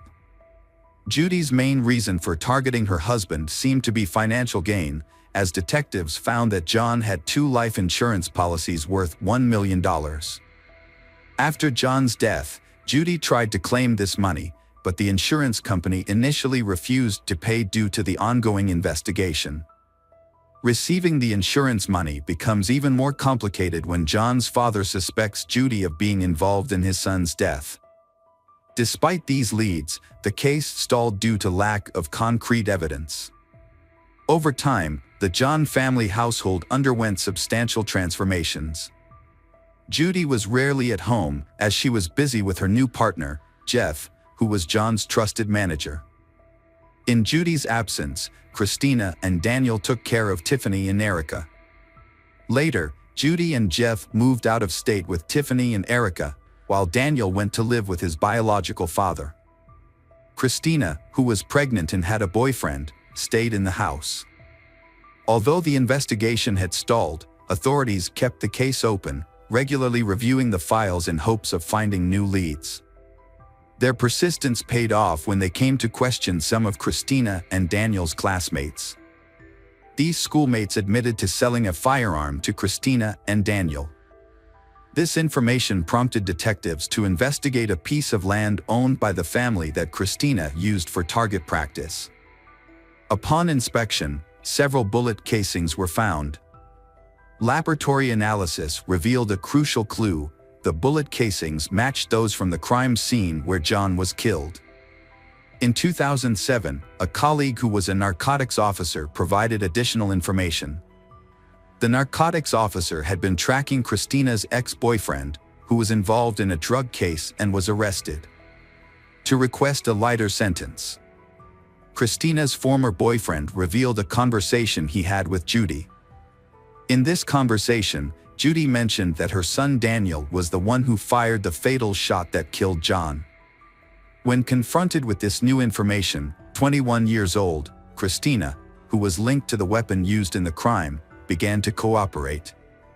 She admitted to buying the weapon and calling John and Judy on the night of the incident. She had asked them to stop by the office, claiming she needed to pick up forgotten homework.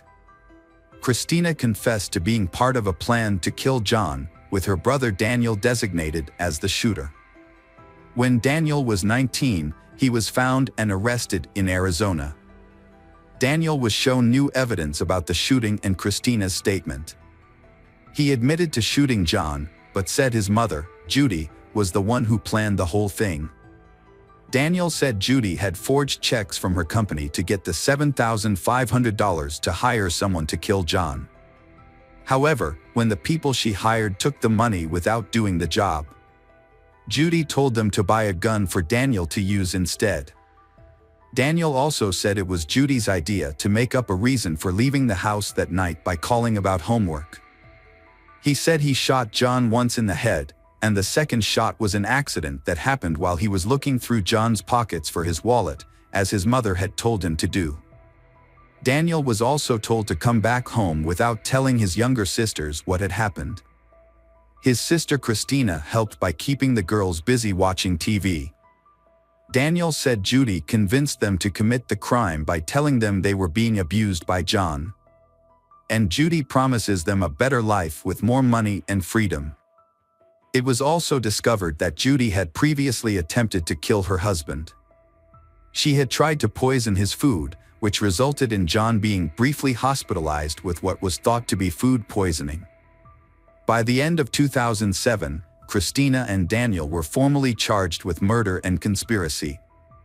Christina pleaded not guilty to conspiracy and was released on bail. In March 2008, Daniel, then 20 years old, pleaded guilty to conspiracy to kill his stepfather, John. As part of a deal, Daniel agreed to admit his guilt and testify against his mother. The prosecution agreed not to charge him with murder, but he still faced a prison sentence of 20 to 25 years. Daniel claimed that when he was 14, about a year before the incident, his mother and sister asked him to help kill John. His mother gave him and his sister money to buy a pistol, black clothing, gloves, and a mask to wear on the day of the crime. She also instructed him on what to do, including showering after the crime to remove gunpowder residue. Judy took responsibility for disposing of the evidence, including the gun, clothes, and her husband's wallet. In July 2009, 6 years after John's death, Judy turned herself in and pleaded guilty to conspiracy to commit murder. She admitted to planning, executing, and covering up the crime. The prosecution asked for a sentence of 28 to 35 years in prison. Judy, almost 40, was sentenced to 33 years in late August 2009. Daniel was sentenced to 23 years in September, and Christina received a 5-year sentence in October. Press reports state that Daniel was released from custody in 2017. He then chose to keep a low profile. Christina served 4 years of her sentence and was released in 2013, but she tragically died from a drug overdose. This case was driven by greed. Although Judy was successful, her greater desires led her to terrible crimes. Judy's actions not only destroyed a successful business owner but also had a profound impact on her 4 children. 2 of them ended up in prison, and the younger ones were left without their parents once again. Hello, crime enthusiasts. Are you ready for another chilling investigation? The case of Marta del Castillo. Marta del Castillo was born on June 19, 1991, in Seville, Spain, to parents Eva Casanova and Antonio del Castillo. At the age of 17, Marta was a normal high school student like everyone else, then her life changed completely. On January 24, 2009, Marta was in the middle of a conversation with her best friend, Sylvia Fernandez. She abruptly ended the conversation, explaining that she had to leave quickly because her boyfriend, Miguel Carcano, was waiting for her downstairs. Marta told Sylvia that she needed to talk to Miguel to clear up some issues in their relationship and promised to fill her in on everything when she returned. Marta ran into her father in the hallway and he advised her against getting on Miguel's motorcycle. In response, Marta just gave her father a light kiss on the cheek. She left her home at 5:30 p.m., and as the hours passed and she failed to return, her family started to worry. Marta's mother reached out to several people, and they all gave the same answer: Marta was probably with Miguel, who would likely know where she was. However, when they tried to contact Miguel, he didn't answer their calls. As a result, Marta's father decided to visit Miguel's house. Despite ringing the doorbell multiple times, no one answered the door. They eventually got in touch with Samuel Benitez, a close friend of Miguel's who claimed to have seen Marta that night. According to Samuel, Miguel dropped Marta off at his house at midnight, which was plausible considering it was only 11:45. Marta's family became more worried, and at 2 a.m. that morning, they reported her missing to the police. At that point, they had no idea that Marta's disappearance would become one of the most highly publicized cases in the country's history. 4 hours after Marta's disappearance was reported, the police identified Miguel Carcano, Marta's boyfriend, as a suspect. Despite this, a third report was filed at 1:30 p.m. But the authorities failed to take immediate action. The family grew increasingly frustrated with the delay. However, 17 hours after the initial request for help, the police initiated a search for Marta. As time went by, Marta's family took matters into their own hands and started collecting statements from Marta's relatives and friends. They also organized a press conference on January 27, 2009, and initiated a campaign to find her. A large protest took place in Seville the day after Marta's disappearance, with 2,000 people demanding her safe return under the slogan, "We are all Marta." A second demonstration on February 7 drew around 3,000 people, and the case received widespread media attention.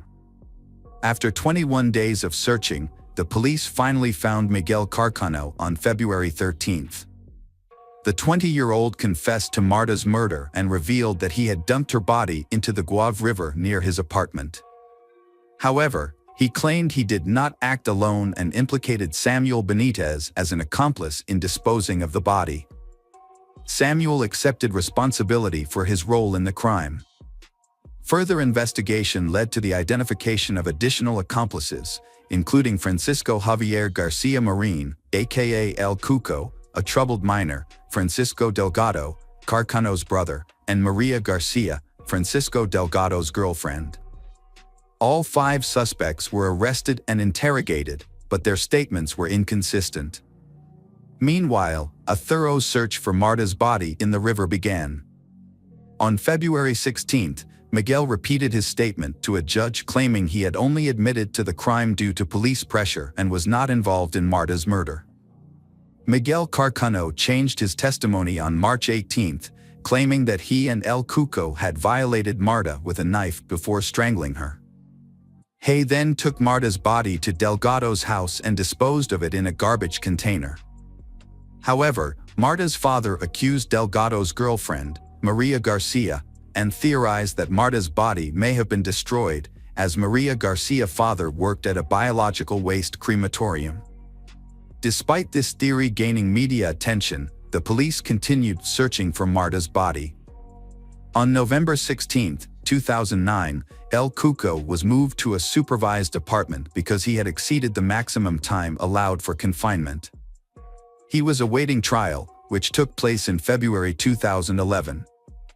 El Cuco was acquitted of abuse and murder charges due to insufficient evidence, but was sentenced to 2 years and 11 months in a juvenile detention center for covering up for Miguel.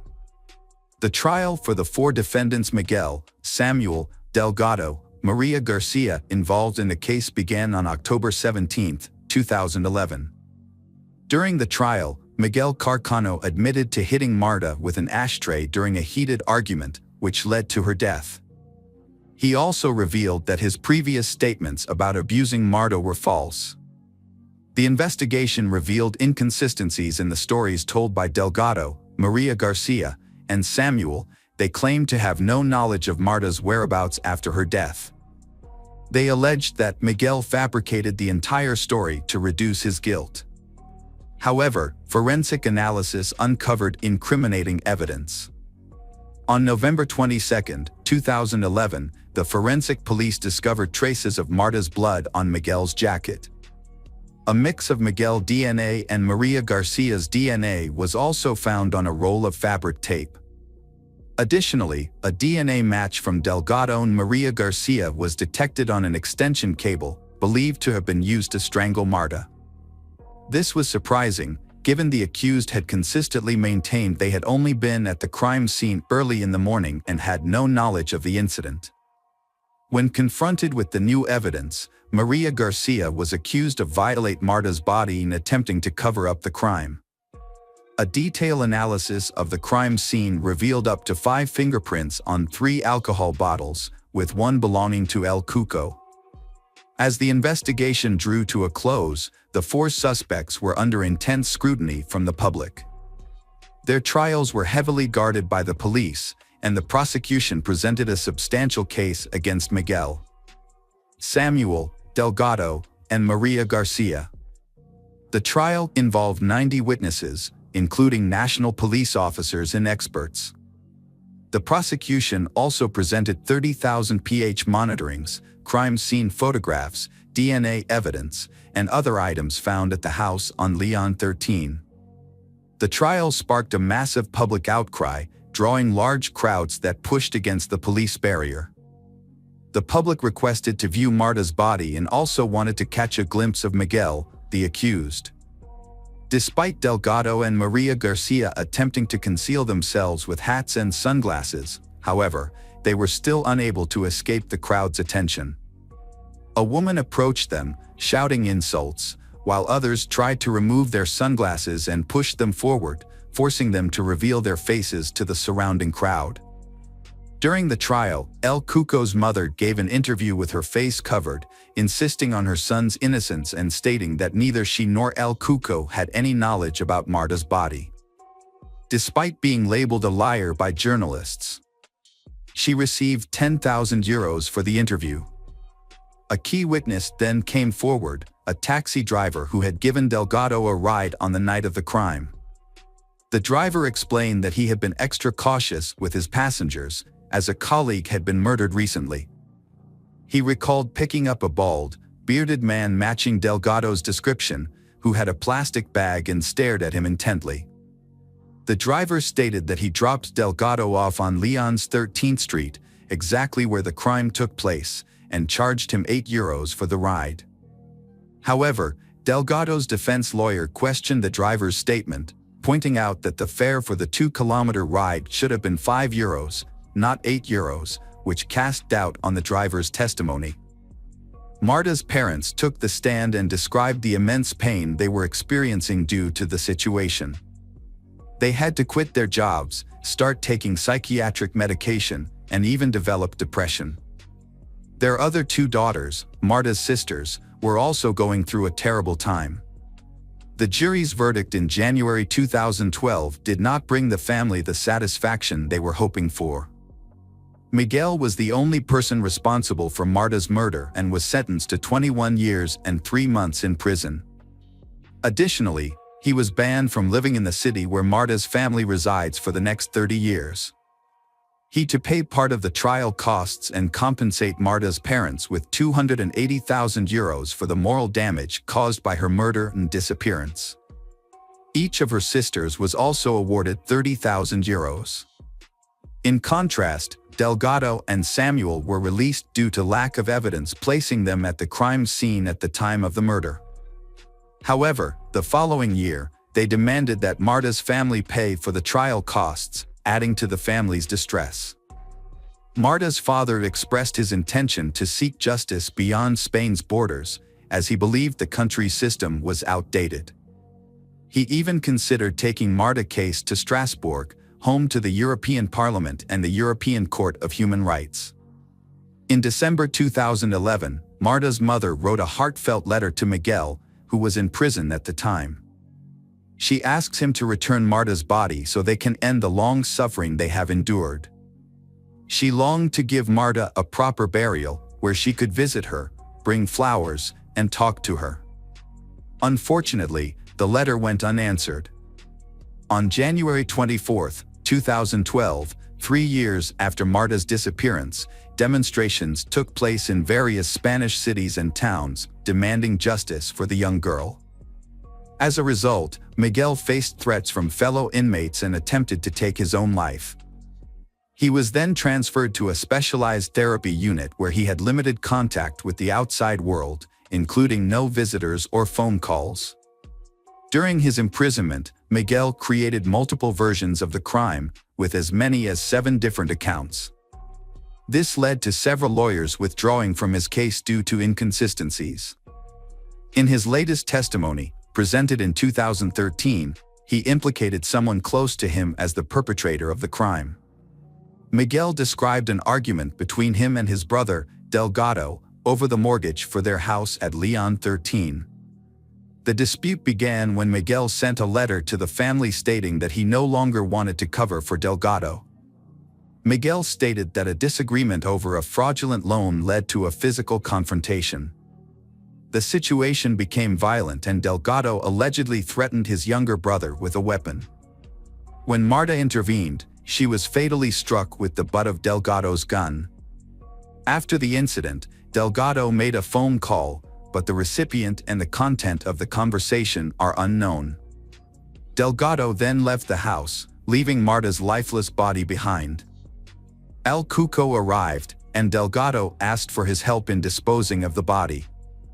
They used a wheelchair to transport the body to the Mahala farm in Laneda, where they buried it. Marta. At first, Marta's parents believed Miguel's story and were grateful to him for telling the truth. They requested that the investigation be reopened, this time focusing on Delgado. However, the prosecution and the judge did not find Marta's statements credible. Marta's father visited Miguel in prison, asking for his cooperation in finding Marta's body. In exchange for Miguel's help, Marta's father offered him a deal. Upon his release from prison, he would give Miguel the house located at Lawn 13, which he had previously purchased. The search for Marta's body became one of the most expensive in the country's history, involving extensive land and sea searches. It seemed impossible for Miguel, Samuel, and another person to transport Marta's body on a motorcycle without incident. During the reenactment, the body fell off the moment the engine started. After Miguel claimed that the body was thrown into a trash bin, the search shifted to the local landfill, which receives all the area's waste. In order to find any relevant clues, the search team estimated that they would need to remove approximately 40,000 tons of waste from the landfill due to the large amount of time that had passed since Marta's disappearance and the massive amount of waste at the landfill. The search for Marta's body lasted 32 days but was unsuccessful. Miguel, the accused, gave investigators 4 different locations where evidence might be found, leading to multiple new searches. However, the searches were hindered by a lack of funds, and at one point, the then Interior Minister Alfredo Perez had to pause the search due to financial constraints. In April 2013, Miguel pointed to Delgado as the real murderer and provided another location where Marta's body could be found, this time near the city of Lake, Canada. Despite having lost credibility due to his previous false versions, a new search was conducted. Miguel went with the police to the area and gave them a general idea of where he claimed to have buried Marta's body in 2009, along with Delgado. The police excavated the soil of 6 farms, focusing on areas with recent earth movements. A total area of 10,000 square meters was scanned, but unfortunately, nothing was found. All the searches were unsuccessful, and at the request of Marta's parents. The search was halted until 2015. The public ministry requested that the defendants compensate the Ministry of the Interior for the costs incurred during the search, amounting to $66,329. In a new development, an individual named Oscar, who claimed to be a criminal, approached El Cuco's, Rosalia mother, and pretended to seek a confession. However, his actual intention was to infiltrate and secretly gather information. Over time, Oscar and Rosalia developed a close relationship, meeting every 2 or 3 days and speaking daily on the phone. Rosalia trusted Oscar enough to give him the keys to her house, and they shared secrets and took long walks on the beach together. He gained her trust and affection. Oscar even convinced Rosalia that they would leave the country together once her son's, El Cuco situation was resolved.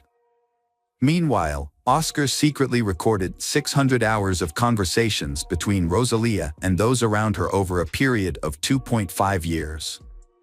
In October 2011, El Cuco was granted temporary release from the juvenile center, where he was being held for covering up for Miguel. During one conversation, Oscar asked El Cuco if he thought the police were following him. El Cuco replied that were, and that the police were trying to find out where they had hidden Marta. This statement incriminated El Cuco and revealed his involvement in Marta's disappearance. Realizing his mistake, El Cuco quickly tried to retract his statement, claiming he had done nothing wrong. Oscar played along as if he hadn't noticed. However, in other recordings, El Cuco made fun of the police's efforts to find the body, and Rosalia criticized the investigators for not examining her phone records closely. Although Oscar worked diligently to record conversations, the 600 hours of recorded material was not presented as evidence in court. It wasn't until 13 years after Marta's disappearance, in 2022, that the recordings led to results. On May 26, 2022, a large crowd of mostly neighbors from Marta's family gathered outside the courthouse to demonstrate their support for a new trial. Rosalia and El Cuco arrived at the courthouse, protected by police. El Cuco was fully covered, wearing a hoodie, sunglasses, gloves, and a mask. Rosalia wore sunglasses, a mask, and a headscarf. In 2011, El Cuco claimed he wasn't at the scene of the crime on Lyon 13th Street. El Cuco said he had gone home around 11:30 p.m. with friends and met his mother's partner, Oscar, who was taking out the trash. Oscar then went upstairs to his apartment and stayed there for the rest of the night. Rosalia claimed she had gone out for drinks with Oscar around 11:30 p.m. and returned home around 1:30 a.m. on January 25th, finding her son asleep. El Cuco admitted that on January 24th, Miguel contacted him for assistance after killing Marta. Miguel requested his help in burying Marta's body, along with Samuel. They used Rosalia's vehicle to travel to Lyon 13, where Delgado is also there. During this time, Rosalia, El Cuco's mother, stayed at a bar until 4:30 in the morning. Upon returning home, she found her son missing.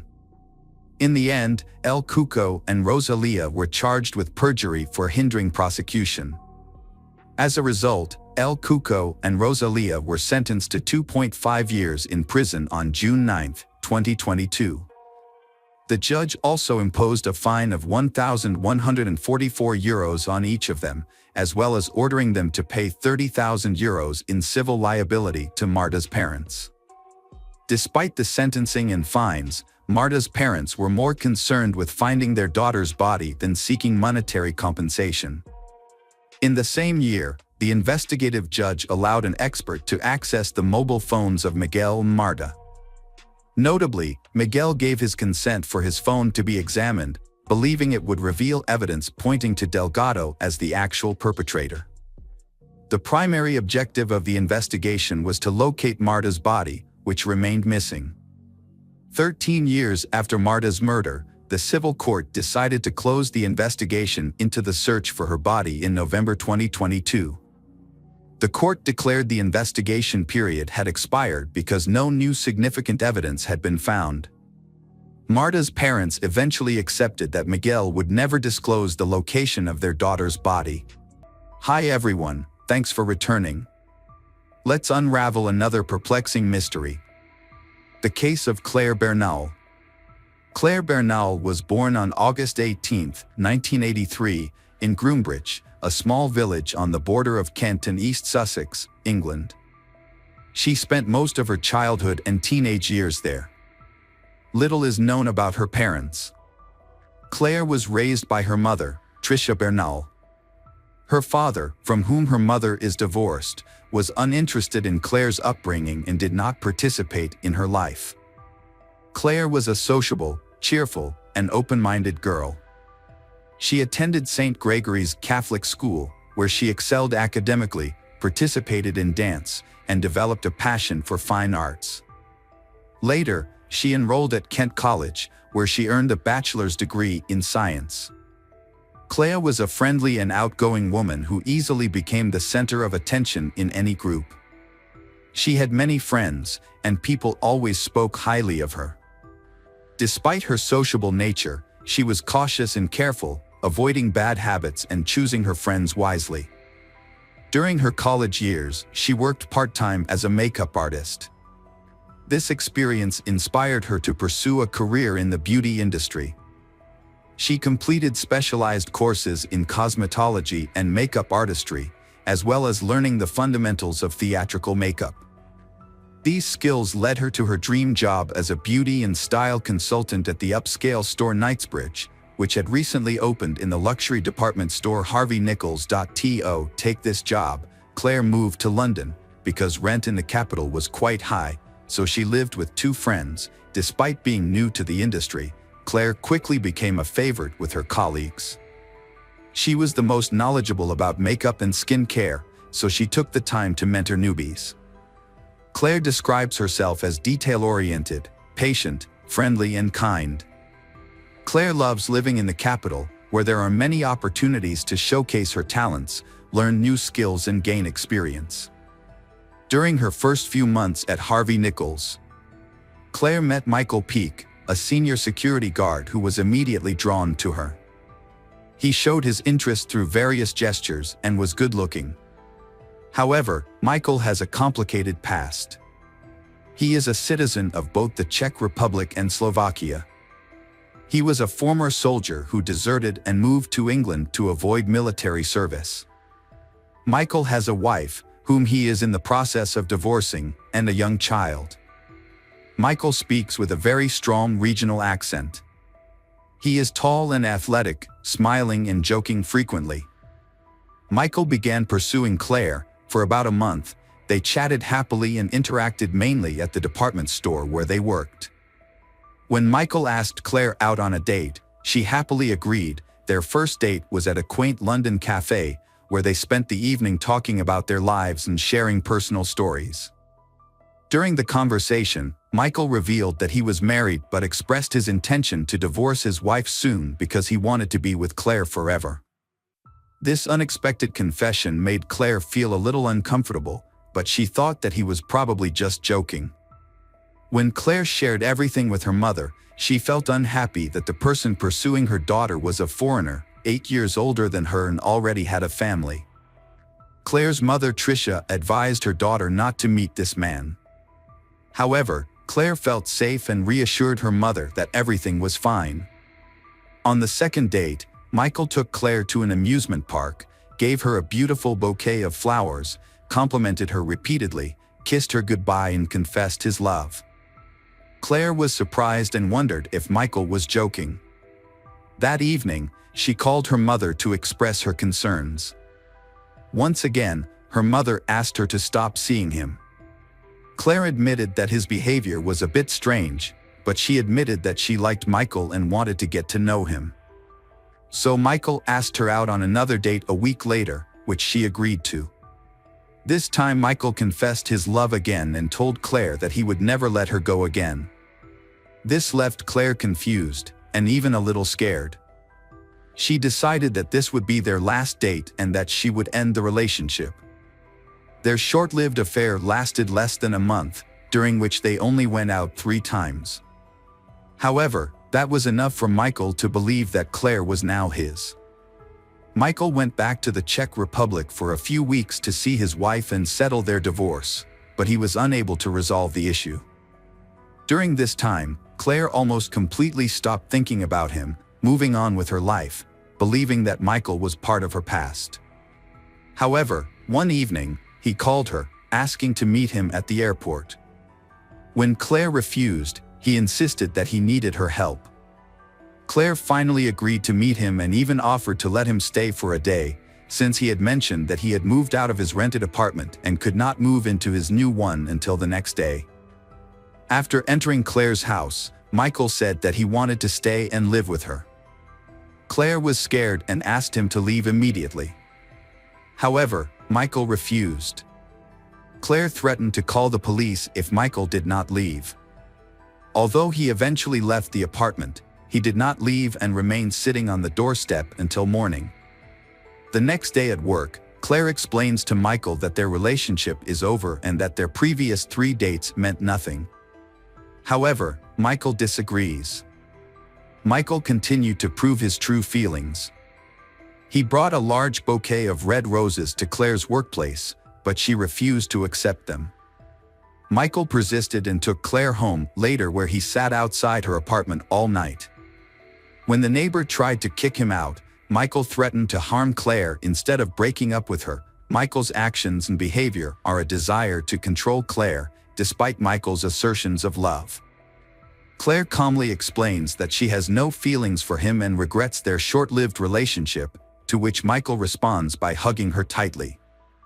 He whispers in her ear, insisting that she loves him but does not yet realize it. For 6 months, Claire endured relentless stalking and harassment from Michael. Despite reporting her to the police, no action was taken. At work, Michael lurked outside her store, monitoring Claire's every move and contacting her dozens of times a day via phone calls and text messages. Michael would confess his undying love, beg for forgiveness, and beg her to come back. However, when his attempts were rebuffed, he would resort to threats, insisting that they would eventually be together. Every time Claire changed her phone number, Michael would find a way to get her number within a few days. What scared her the most was that Michael knew her home address and was always outside her house. Even when she tried to move, Michael followed her and found out her new address, causing the harassment to continue. Michael thought they were still in love. He even counted the months since they first met. In Michael's messages to Claire, he mentioned that if Claire didn't belong to him, he would make sure that no one else could have her. Claire had difficulty concentrating at work and was afraid to go out in public. Even the sound of the phone ringing startled her. Over time, the situation got worse and Claire began having nightmares at night. The emotional damage was evident as she lost a significant amount of weight. She felt tired and lost her confidence and her usual outgoing demeanor. Encouraged by her mother, friends, and co-workers, Claire finally decided to report her situation to her employer. She confided in the head of security at the mall. This man, who had experience in law enforcement, took Claire's concerns seriously and conducted a thorough investigation. He interviewed other employees and carefully reviewed the mall's surveillance footage, gathering evidence that showed that Claire was indeed being stalked by Michael. The security manager transferred Michael to another part of the store. However, this change did not significantly improve the situation. Michael continued to spend most of his time waiting outside the store, monitoring Claire's actions. Because Michael failed to perform his duties, the store management had to fire him. Despite this, Michael continued to harass Claire. Claire decided to report Michael to the police. When questioned by the police, Michael denied any wrongdoing, claiming that his intentions were sincere and that he only wanted to make it up to Claire so they could get back together. He insisted he had not threatened Claire, but his tone could have been misinterpreted. However, the police did not speak to Claire's colleagues and flatmates, who witnessed the incident and knew Michael had been stalking Claire for months and repeatedly threatening to kill her. The police treated the situation as a casual affair, finding no threat to Claire's life or health. The police did not conduct a risk assessment and Michael was only given a fine and a warning. He was also banned from the shopping center where she worked and ordered to stay away from her. A day after being questioned and notified of the ban on approaching Claire, Michael was back at her house, peering through the windows. When Claire saw him, she called the police. However, by the time the officers arrived, Michael had left the scene and they took no action against him. Claire continued to report her harassment by Michael to the police on June 10, 2005, saying that he had violated the no-contact order. However, when the police arrived, Michael was gone and no action was taken against him. Michael was eventually arrested. He cooperated with the police, surrendered calmly, and was handcuffed without resistance. After his arrest, he was charged with stalking and harassment. Michael spent a week in jail before being released on bail. The trial was scheduled for August 31, 2005, but before the trial, Claire decided to go on vacation. She went to a famous Italian resort with her mother and a friend, where they spent time enjoying the warm sea. The holiday was over. When she returned to London, she was surprised to find that Michael had stopped following her. He had disappeared. Feeling extremely relieved, she let down her guard. Michael returned to his hometown, where he spent every day at the shooting range, honing his shooting skills. He underwent training and obtained a license to purchase a pistol.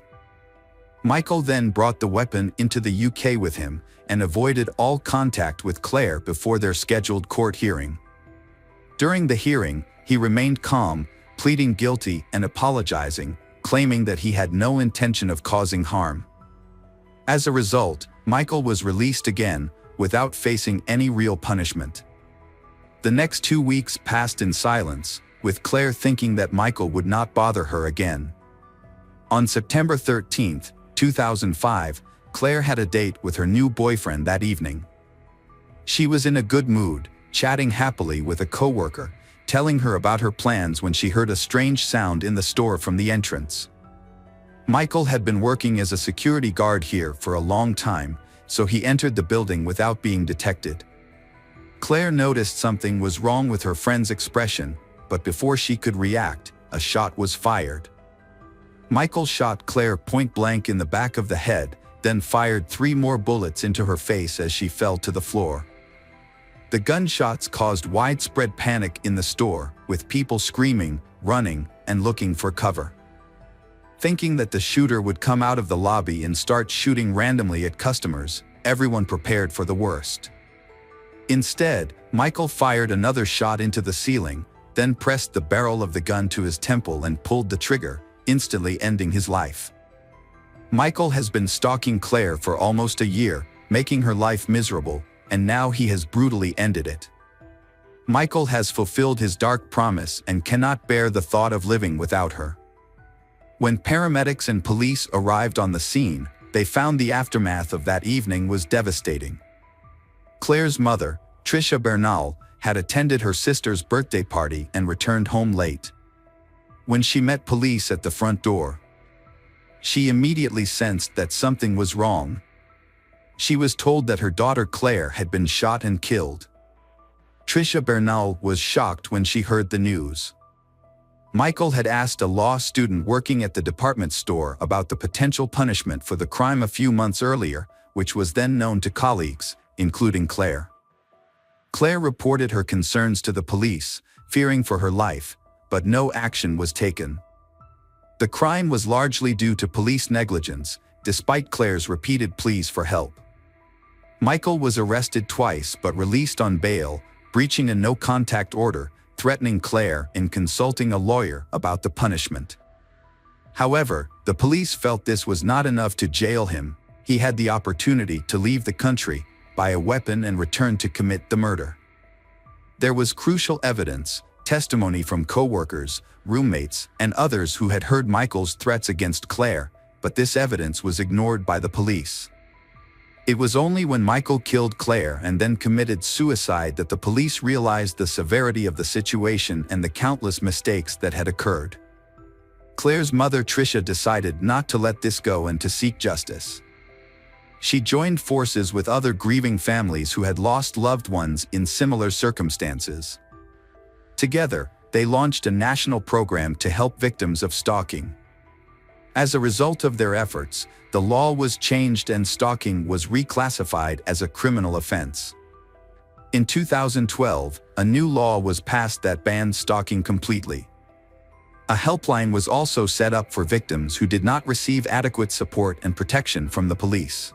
Welcome back, mystery lovers. Today's case is going to keep you on the edge of your seat. The case of Diogo Goncalves. Diogo Goncalves, born in 1999 in the city of Albura, Portugal, is an only child in a poor but hardworking family. His family made a living mainly from the unstable tourism industry. His parents always considered Diogo a good son. Those who knew him described Diogo as kind, responsible, hardworking, reliable, and very friendly. He enjoyed making friends and was close to his family. Diogo attended high school in his hometown. After graduating, he began studying computer science.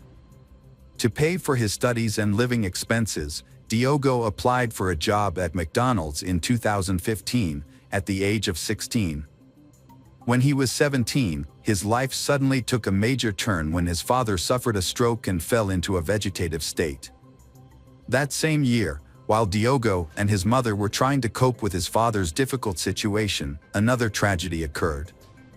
Diogo's mother, who had always supported him in his studies and upbringing, was involved in a traffic accident.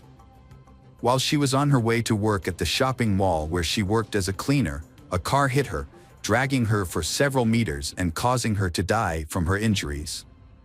Although the driver fled, the police identified him and brought him to court.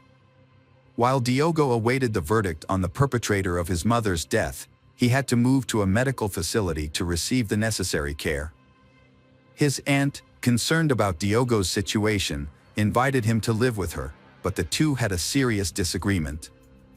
After a few weeks, they could no longer live together. Diogo told a friend about his situation, and the friend's parents offered him a room in their house in the Albufeira neighborhood. Here, Diogo was close to friends and people who helped him feel at home. Despite his young age, Diogo has shown an excellent ability to handle and overcome difficulties with patience and optimism. In 2017, at the age of 18, Diogo graduated with a degree in computer technology and completed a 6-month internship at Villa Vita Park, a top 5-star hotel. Diogo's abilities impressed the directors, and they offered him a job at the hotel as a technician.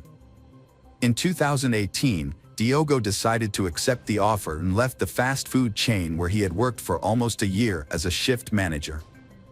He entered a new phase of his life, envisioning a future filled with opportunities that would help him rise above the hardships he had experienced. After working at the company for a while and contemplating brighter days, he decided to buy a car.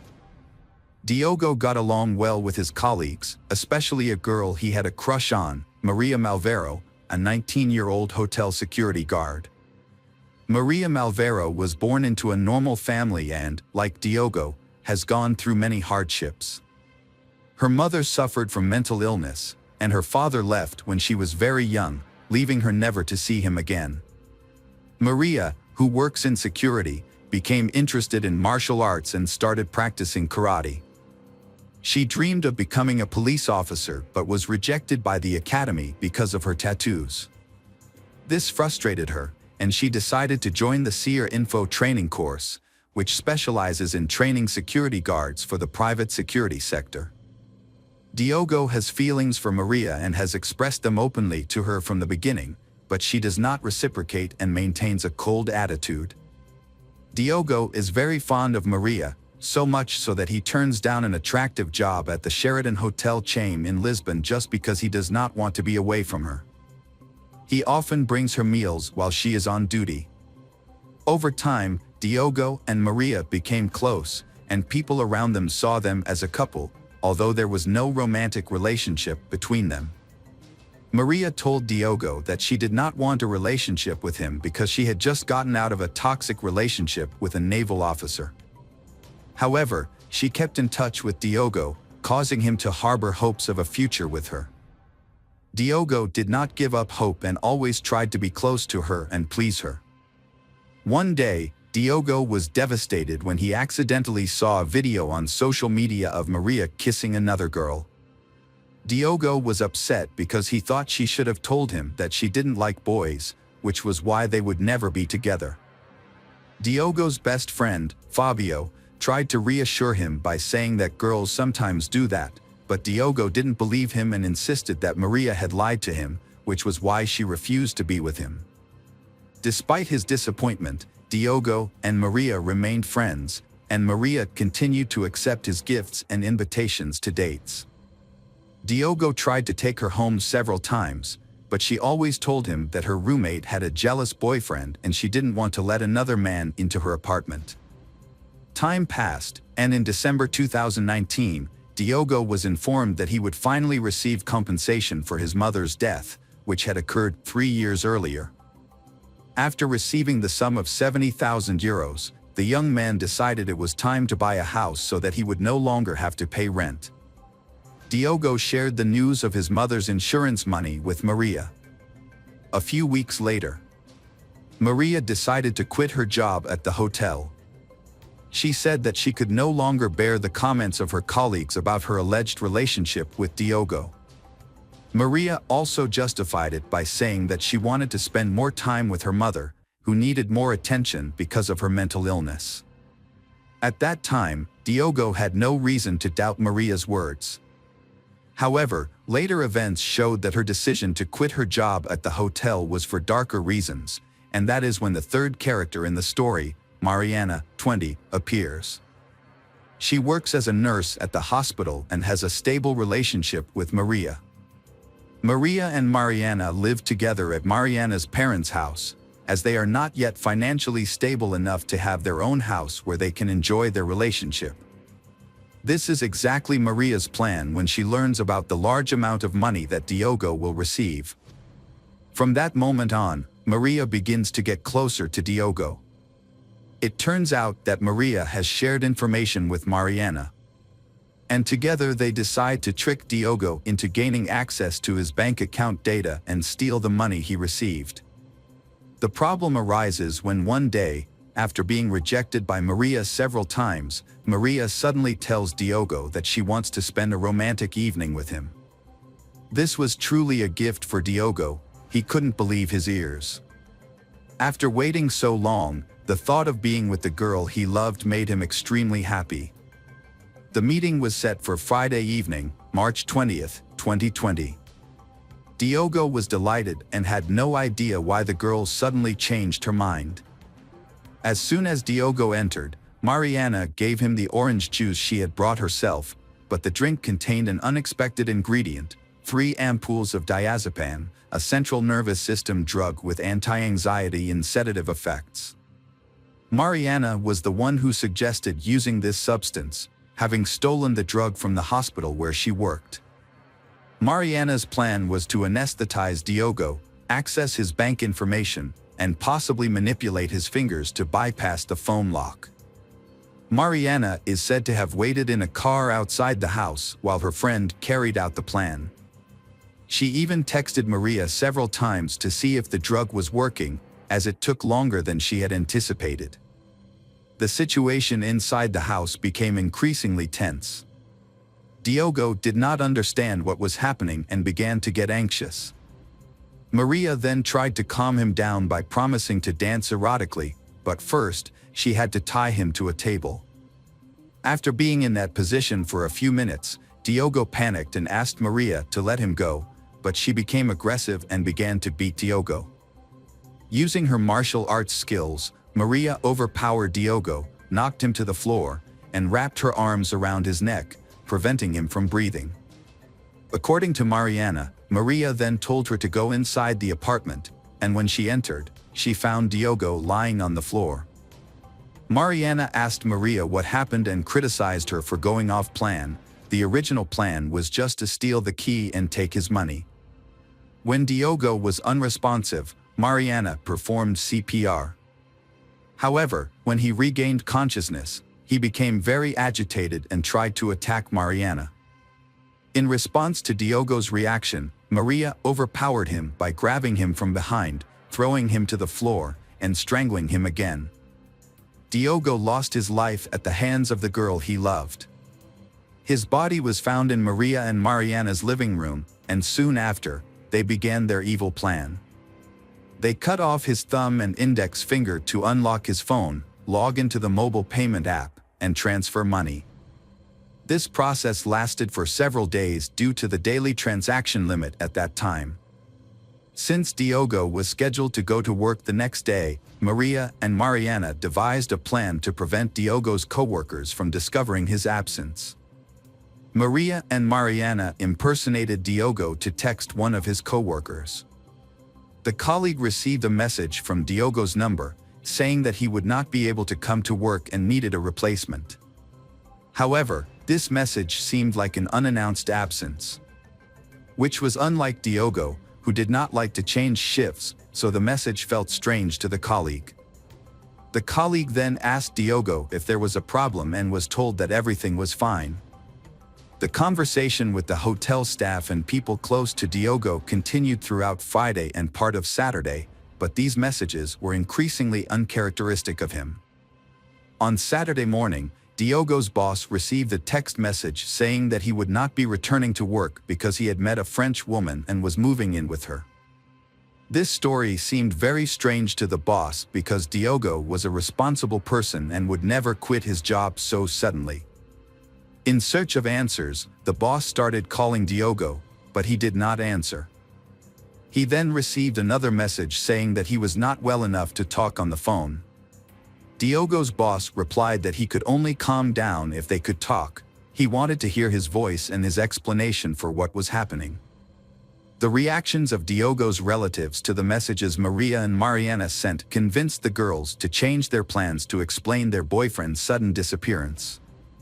They decided to make it seem as if Diogo had decided to end his life and planned to dismember his body to get rid of the evidence.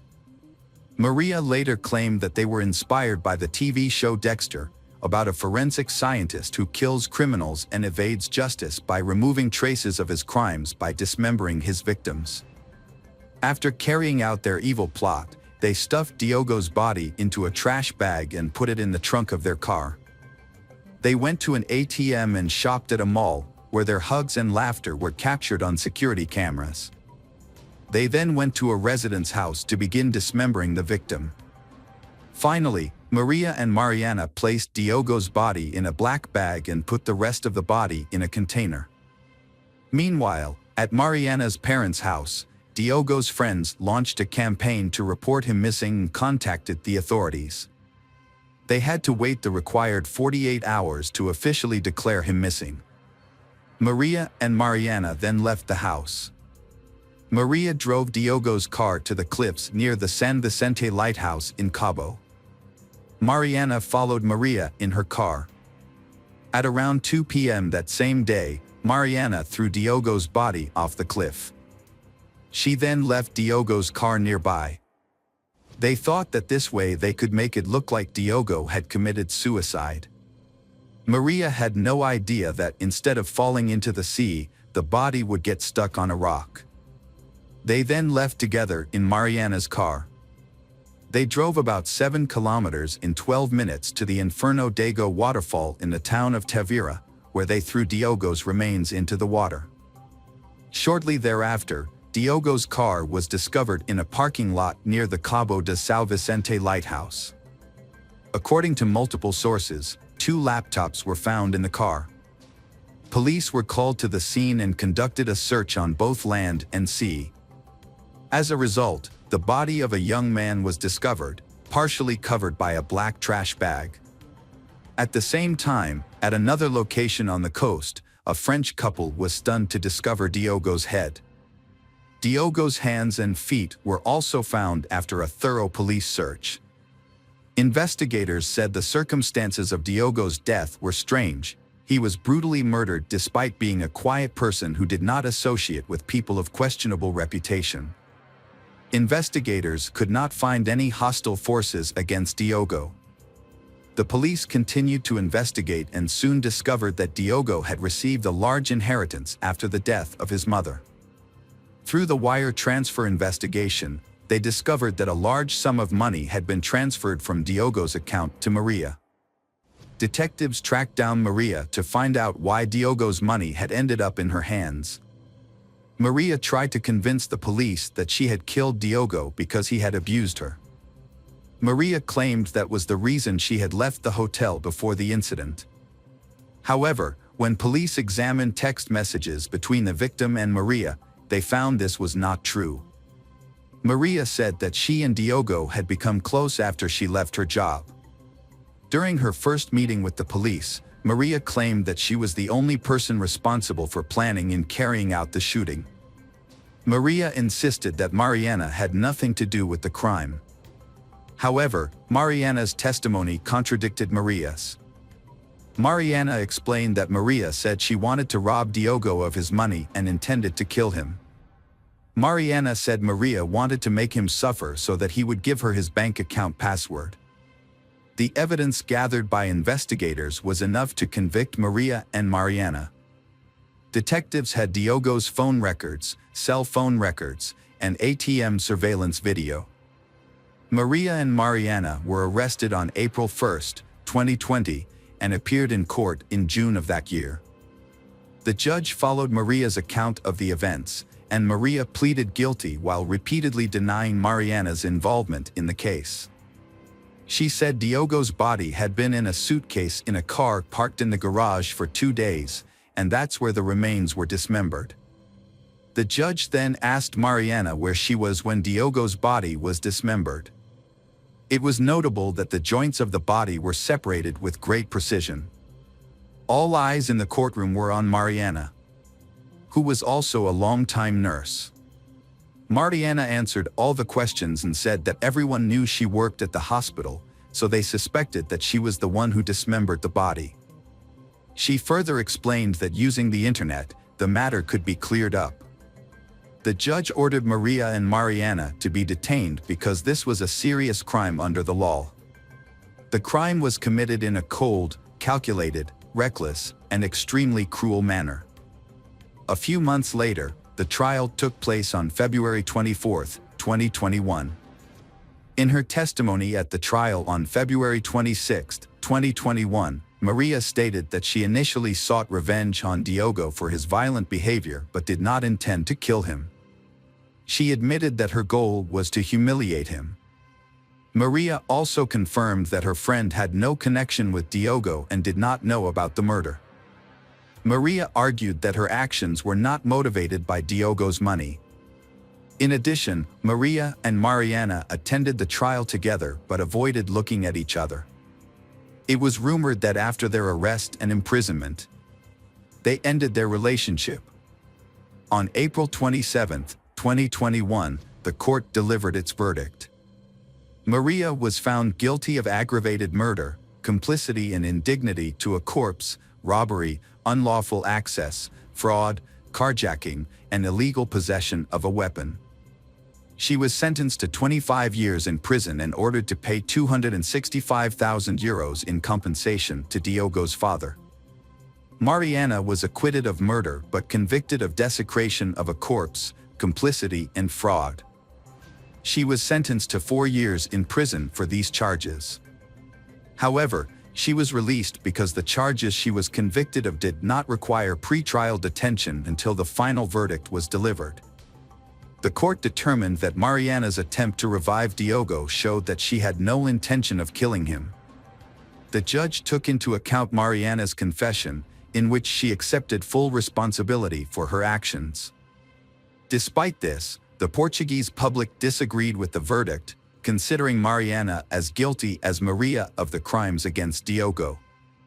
After the verdict, Mariana left the court through the back door, where her father, who had attended all the hearings, was waiting for her. Neither Mariana nor her father would speak to reporters. Hey detectives! Welcome back, we've got another mysterious case to explore. The case of Joanne Nelson. Joanne Nelson was a cheerful and intelligent young woman who values the happiness of her loved ones over her own. Growing up in Hull, also known as Kingston upon Hull, on the east coast of Yorkshire, England, she lived with her parents. Her mother was a teaching assistant, and her father, Charlie, worked as an engineer for the city council.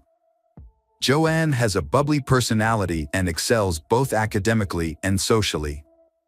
She is active in sports, enjoying netball, racquetball, and swimming. Although she is happy, she always dreamed of having her own family. Joanne originally pursued a career in medicine but found the role of a nurse difficult. She considered working abroad but eventually chose to work at a job center in Hull to be closer to family and friends. Joanne enjoys helping people find jobs and improve their skills, finding fulfillment in improving the lives of others. One day Joanne meets Paul. Before meeting Joanne, Paul had been in a number of serious relationships. In 1993, during his college years, he dated Carrie Thompson. Their relationship was short-lived, but Carrie reported Paul's violent behavior to the police. During arguments, he became violent, punching walls and assaulting Carrie. In 1999, Paul met Jenny Mary Clark. They married just 2 weeks after meeting, but their marriage quickly became a nightmare. On their wedding night, Paul attacked Jenny, and the abuse continued. He even choked her until she passed out. Despite these problems, Paul and Jenny decided to have children. Their daughter, Chloe, was born in 2000, and Paul and Jenny divorced shortly thereafter. When Chloe was 5, Jenny met Joanne and immediately recognized the challenges Joanne would face with Paul, as she seemed too naive to deal with such a difficult man. In 2002, Paul ended his relationship with Jenny and began dating Joanne Nelson. Their relationship began on the streets, where Paul worked as a bouncer in bars and clubs. At 27, he was experienced in relationships, while Joanne, 19, was just entering adulthood. Despite the age difference, they found support in each other, both seeking independence from their parents. Initially, they lived with Paul's mother before eventually buying their own home. However, their happiness gradually faded. Their arguments and conflicts increased. For Joanne, everything became too mundane and boring. Their differences began to strain the relationship. For example, she loved to be neat, while Paul was indifferent to it. On February 14, 2005, Joanne did not show up for work, which was unusual and worrying. On Valentine's Day 2005, Joanne Nelson mysteriously went missing. Paul was the one who reported the matter to the police. He claimed that he last saw Joanne when she was sleeping, then he left home and went to work. When he returned home, she had disappeared without a trace. Joanne, then 22, disappeared, leaving her family and friends extremely worried. The situation became even more confusing when she missed the funeral of her best friend's father and did not wish her younger sister Katie a happy 19th birthday. After the police declared Joanne missing, a large-scale search operation was launched, involving many law enforcement officers, the military, and volunteers. Since Joanne's disappearance, Joanne's father has been suspicious of Paul. Meanwhile, Katie finds it hard to believe that Paul is involved in this case because Paul has been actively involved in the search for Joanne. Paul has been working with volunteers and Joanne's family and friends. He also gave interviews to the press without the permission of Joanne's family. In a phone conversation with a reporter, Paul claimed that he had nothing to do with Joanne's disappearance. Paul asserted that his love for Joanne was real and that he could not harm her. However, a facial expression expert, Cliff, analyzed Paul's behavior during a television interview and found several suspicious signs. First, Paul did not close his eyes when talking about Joanne, which is not common for a grieving person. Second, Paul did not try to shed tears when talking about his lover. These unusual behaviors made people question whether Paul's words were truly sincere. Paul, the man who was involved in Joanne's disappearance, was eventually arrested after his mother disclosed information about his actions to the police. When questioned, Paul confessed that he had killed Joanne during an argument on Valentine's Day 2005. He said that the argument stemmed from Joanne constantly criticizing him for not doing his chores, especially when she asked him to help her wash her clothes, which angered him. When Joanne announced her plans to leave and forced him to sell the house, Paul became even angrier. In a fit of rage, Paul killed Joanne with his bare hands. He then remained calm and began to plan how to cover up the crime. He went to his mother's house, took a gardening tool, and chatted with the neighbors. He then went to the store to buy the necessary items for removing the evidence, including bin bags, rubber gloves, and disinfectant spray. The lead investigator discovered fingernail marks on the back of Paul's hand, which indicated that he had participated in the murder. This evidence confirmed Paul's confession and proved that he had committed the murder. Surveillance videos from a store near the scene of the crime showed Paul acting surprisingly calmly. Using the items he had purchased, he bound Joanne's hands and feet, stuffed her in a bag, and secured it with duct tape. He then carried her body to her car in broad daylight. After Paul hid Joanne's body in the car, he went to fill up with petrol in High Halden. He then drove about 75 miles to Bradbury Woodland, a remote forest near Winteringham in North Yorkshire. There, he carried Joanne's body for about 250 yards until he found a suitable place to bury her, among pine trees. He used branches to cover up the small hole where her body was buried. To cover up the crime, before going to work, Paul made a fake phone call to Joanne to deflect suspicion. The next day, he continued his daily life without showing any remorse for his heinous actions. Paul showed a frightening coldness by concealing his crime and continuing his normal life. After his confession, Paul said he did not remember exactly where he buried Joanne. However, he remembered that he buried Joanne in a metal gate and that there were some green bottles nearby. Detective Higgins said this information was very useful for the search. Because of Paul's suggestions, the police were able to start organizing the search by following a route through the woods. The search for Joanne lasted about 6 weeks and involved many people, including units from 3 counties working together on this grueling task. After 39 agonizing days of waiting, a team of detectives led by Ray Higgins finally found the remains of Joanne, 22, in Bransby near York. They followed Paul's description slowly. After walking about a quarter of a mile, they came upon a hole in the woods. Here they found a rubbish bag with what looked like a leg inside. It was Joanne's body wrapped in the bag. Paul, known for his history of sexual violence against women, kept his dark secrets hidden from Joanne's family and the public until the trial. At the time, he claimed to have mental health problems while working as a bouncer at the club. People who knew him from the gym said he often caused trouble at clubs and bars. The family later discovered that Paul had been taking steroids in an attempt to become a bodybuilder. Friends said he had previously been an alcoholic and that his rages may have been steroid-induced. Paul attended Sydney Smith School, then Hull College, where he completed a degree in civil engineering. He went on to study at Bishop Burton College, where he completed a degree in horticulture. Paul lived in Saudi Arabia, working with his father, Peter Dyson, in the maintenance industry. He also gained experience as a gardener and later worked as a mechanic for Pinal. From December 2004, Paul worked at Byam Timber on Somerton Road as a timber cutter until his arrest. At 15, he met Colin Allen, a martial arts expert, and they became friends. Paul confessed to the murder to Colin, leading to his arrest. Friends said he had a distorted view of himself, seeing himself as charming and attractive to women. He often used his job as a security guard to approach girls from higher social classes. On the first day of the trial, November 7, 2005, Paul surprised the entire courtroom by pleading guilty.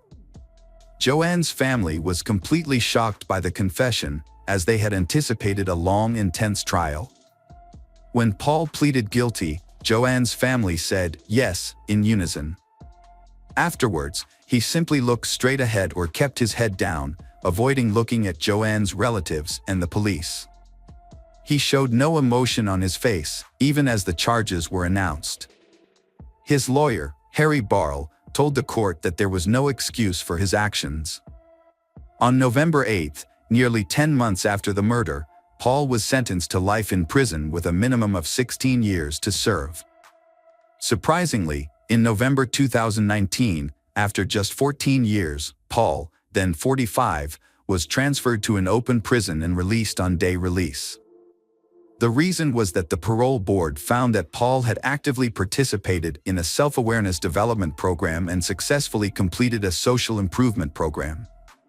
The easing of Paul's detention conditions and his day release caused deep emotional distress for Joanne's family. Katie, Joanne's sister, expressed to the media that they felt lost and unsure of how to handle the news. Paul's release brought back painful memories of Joanne's death, and the family believed he did not deserve a reduced sentence for his actions. Katie emphasized that Paul's crime was serious and premeditated, making his early release a challenging ordeal for the family. They fear he might return to their city of Hall and commit further harm, as they have been unable to secure a restriction order against him. Although there is no confirmed information about Paul's return to the city, he remains under probation supervision. Any violation of his terms or the law will result in his return to prison. Hi everyone, thanks for returning. Let's unravel another perplexing mystery. The case of Alexandria Koschel. Alexandria Koschel. Born on September 11, 1997 in St. Louis, Missouri, Alexandria, commonly known as Ally, is the adorable daughter of Cindy and Keith, and has an older brother named Andrew. Alexandria has a friendly and approachable personality. From a young age, Alexandria's bright smile and warm personality attracted people. As she grew up, Alexandria's positive energy spread a positive life to those around her. She spends time with her friends, classmates, and family members. Alexandria's ability to connect with people from all walks of life is truly remarkable. Alexandria is a charming and compassionate person who always helps those in need. She attended Lindbergh High School, where she developed her passion for athletics. During high school, Alexandria met her best friend, Maddie Norris, and they formed a close bond and friendship that grew into a deep and trusting sisterly bond. Alexandria and Maddie shared a passion for exploring life and trying new experiences. Together, they faced challenges, laughed, and made lasting memories. During their time together, they enjoyed afternoons spent watching movies. One of their favorite movies was Legally Blonde. Once Alexandria got her driver's license, she and Maddie often drove around town in Alexandria's convertible. As their senior year approached, Alexandria still had no date for the upcoming prom. Although a few guys had asked her out, she had never had a serious relationship or boyfriend. Feeling frustrated, she considered skipping the event. However, Maddie asked to be Alexandria's dance partner at the prom. Alexandria was deeply moved, and so Alexandria wore a beautiful red dress to the prom. After graduating from high school, Alexandria made her dream of attending the University of Mississippi in Oxford, Mississippi come true. She was drawn to the University of Mississippi, also known as Ole Miss, because of its large student body. An avid sports fan, she was especially impressed by the school's renowned football program. In 2006, Alexandria began her freshman year at Ole Miss, where she majored in marketing and business. While at Ole Miss, Alexandria joined a sorority and became one of its founding members. She is also president of the Ole Miss Golf Club. Alexandria, with a strong passion for sunsets, she took to taking pictures to capture their beauty, with the aim of sharing this beauty with the world. Alexandria created an Instagram account to showcase her beautiful sunset photos. One night, while at a bar in downtown Oxford, Alexandria met Brandon Theld, a charming young man from Fort Worth, Texas. She was immediately attracted to him and invited him to several sorority dances. Over time, Alexandria's feelings for Brandon grew. Born into a loving Christian family, Brandon had a fulfilling childhood, with his father being a prominent doctor in Fort Worth. Growing up, Brandon had a classic Texas childhood filled with activities like hunting, fishing, and soccer. Alexandria's love of the outdoors made him eager to participate in a variety of outdoor activities. During school breaks, Alexandria's best friend Maddie from St. Louis visited Alexandria in Oxford, Mississippi. According to Alexandria, Maddie was excited to see Brandon. However, during Maddie's time there, Brandon did not come to visit and see Alexandria's deceased best friend. This left her heartbroken. Maddie witnessed Alexandria's sadness and felt sorry for her friend. Despite her trauma, Alexandria remained strong and focused on her studies at Ole Mississippi. Alexandria had a great first year, with high grades, new friends, and a strong sense of humor. The summer of 2019, right before Alexandria's senior year, was a time of great anticipation for Alexandria and her parents, Cindy and Keith. They were all looking forward to her senior year at Ole Mississippi. Alexandria's parents decided to visit her at Oxford University for a few days. They were happy to see how quickly their daughter adjusted to her new surroundings. At the time, Alexandria was busy teaching a gym class and attending summer school. When her parents arrived, Alexandria gave them a tour of the campus, showing them her favorite spots in town. The visit gave her parents, Cindy and Keith, the opportunity to see firsthand how their daughter has grown and be proud of all she has accomplished. Cindy, her mother, cooks Alexandria's favorite dinner. During the meal, they shared fond memories. Alexandria's parents had originally planned to return home to St. Louis, but she asked them to stay an extra day so they could experience more of what Oxford had to offer. Cindy and Keith agreed to extend their stay. On July 19th, after returning home, her parents called Alexandria around 7 p.m. She answered the phone, still sleepy from her nap, and explained to her mother that she planned to go out with friends that evening. Cindy told her daughter that she loved Alexandria and hung up. Little did she know that would be the last time she would speak to her daughter. Sardis Lake is a large recreational area 30 minutes from Oxford that has many hunting camps. The area is large and is patrolled by the local police department for safety. On June 20, 2019, a police officer began patrolling Sardis Lake early in the morning. As the officer drove around the lake, he noticed near a picnic table the body of a young woman lying on the ground.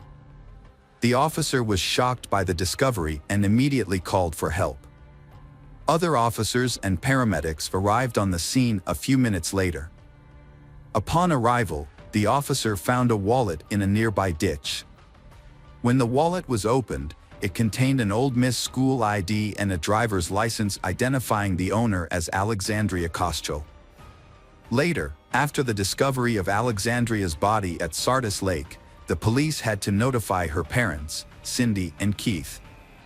However, they were away from home in St. Louis at the time. Her mother was devastated when she heard the news about her daughter. The news of Alexandria's death shocked her friends as well as her parents.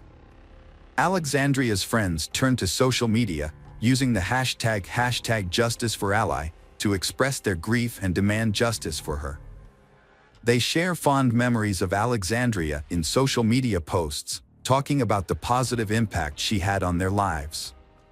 And her friends sent their condolences to her family. Following the tragic death of Alexandria, we express our deepest condolences to the Alexandria family during this extremely difficult time. At the crime scene near Sardis Lake, police found White Claw water bottles and .40 caliber shell casings on the ground. A ballistics expert was called in to analyze the scene and piece together the events surrounding Alexandria's murder. The expert determined that the killer was initially sitting across from Alexandria on a picnic bench when they fired the first shots.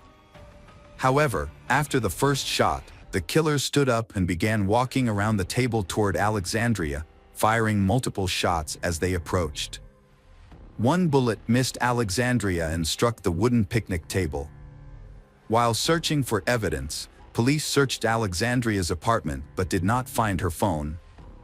However, they discovered that Alexandria's Apple Watch had some unexpected syncs with her text messages the night before she was killed. When they examined the messages, they discovered that Alexandria had been having lengthy conversations with Brandon Thade. The messages revealed that Alexandria and Brandon had planned to meet before she was killed. Police investigating Alexandria's murder contacted Brandon on Sunday morning to ask to meet at the police station.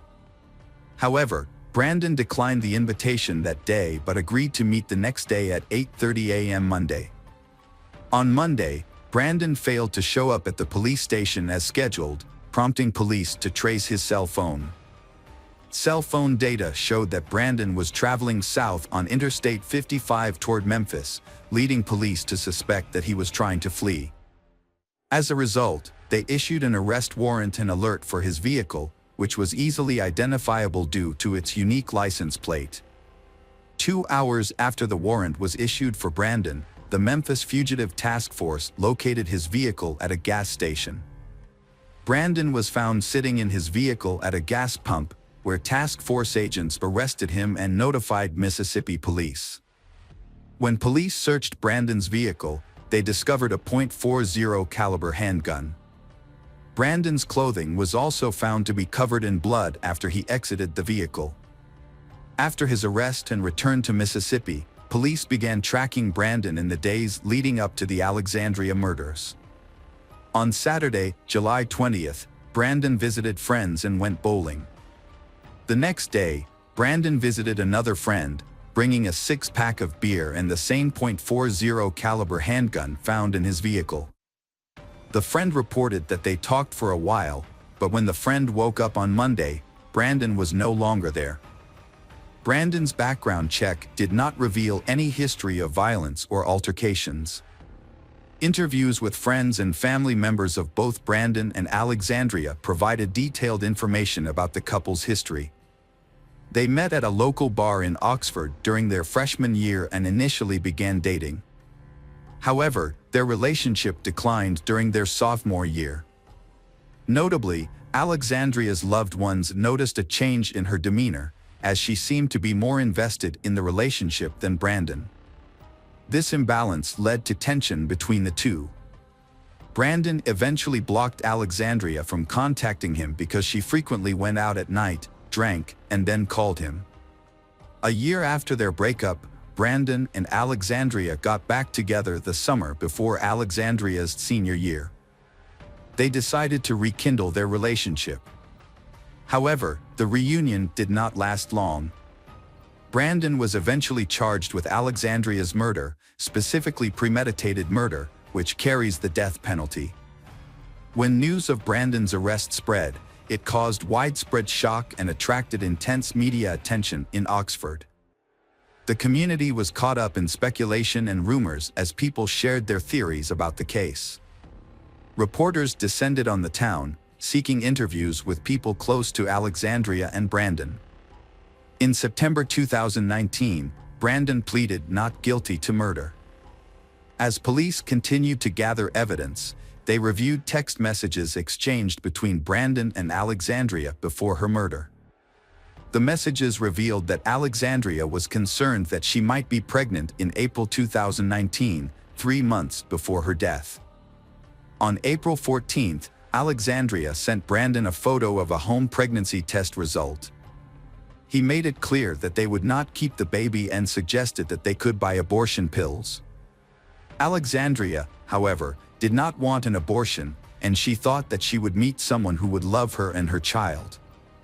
Despite this, Brandon was adamantly against having a child, telling Alexandria that it would ruin his life. Police also discovered surveillance footage that showed Alexandria leaving a bar in Oxford Square at around 11:45 p.m. on July 18th. About an hour later, at 1:30 a.m., Alexandria met Brandon and he drove them to Sardis Lake. Brandon's defense attorney claimed that he and Alexandria had been drinking throughout the day. At Sardis Lake, they sat at a picnic table and listened to music. Brandon then got up and walked to his truck, where he used drugs. He walked back to Alexandria, returned to his truck, and retrieved a .40 caliber gun. By the time Brandon retrieved his gun, there had been a shooting on the other side of the lake.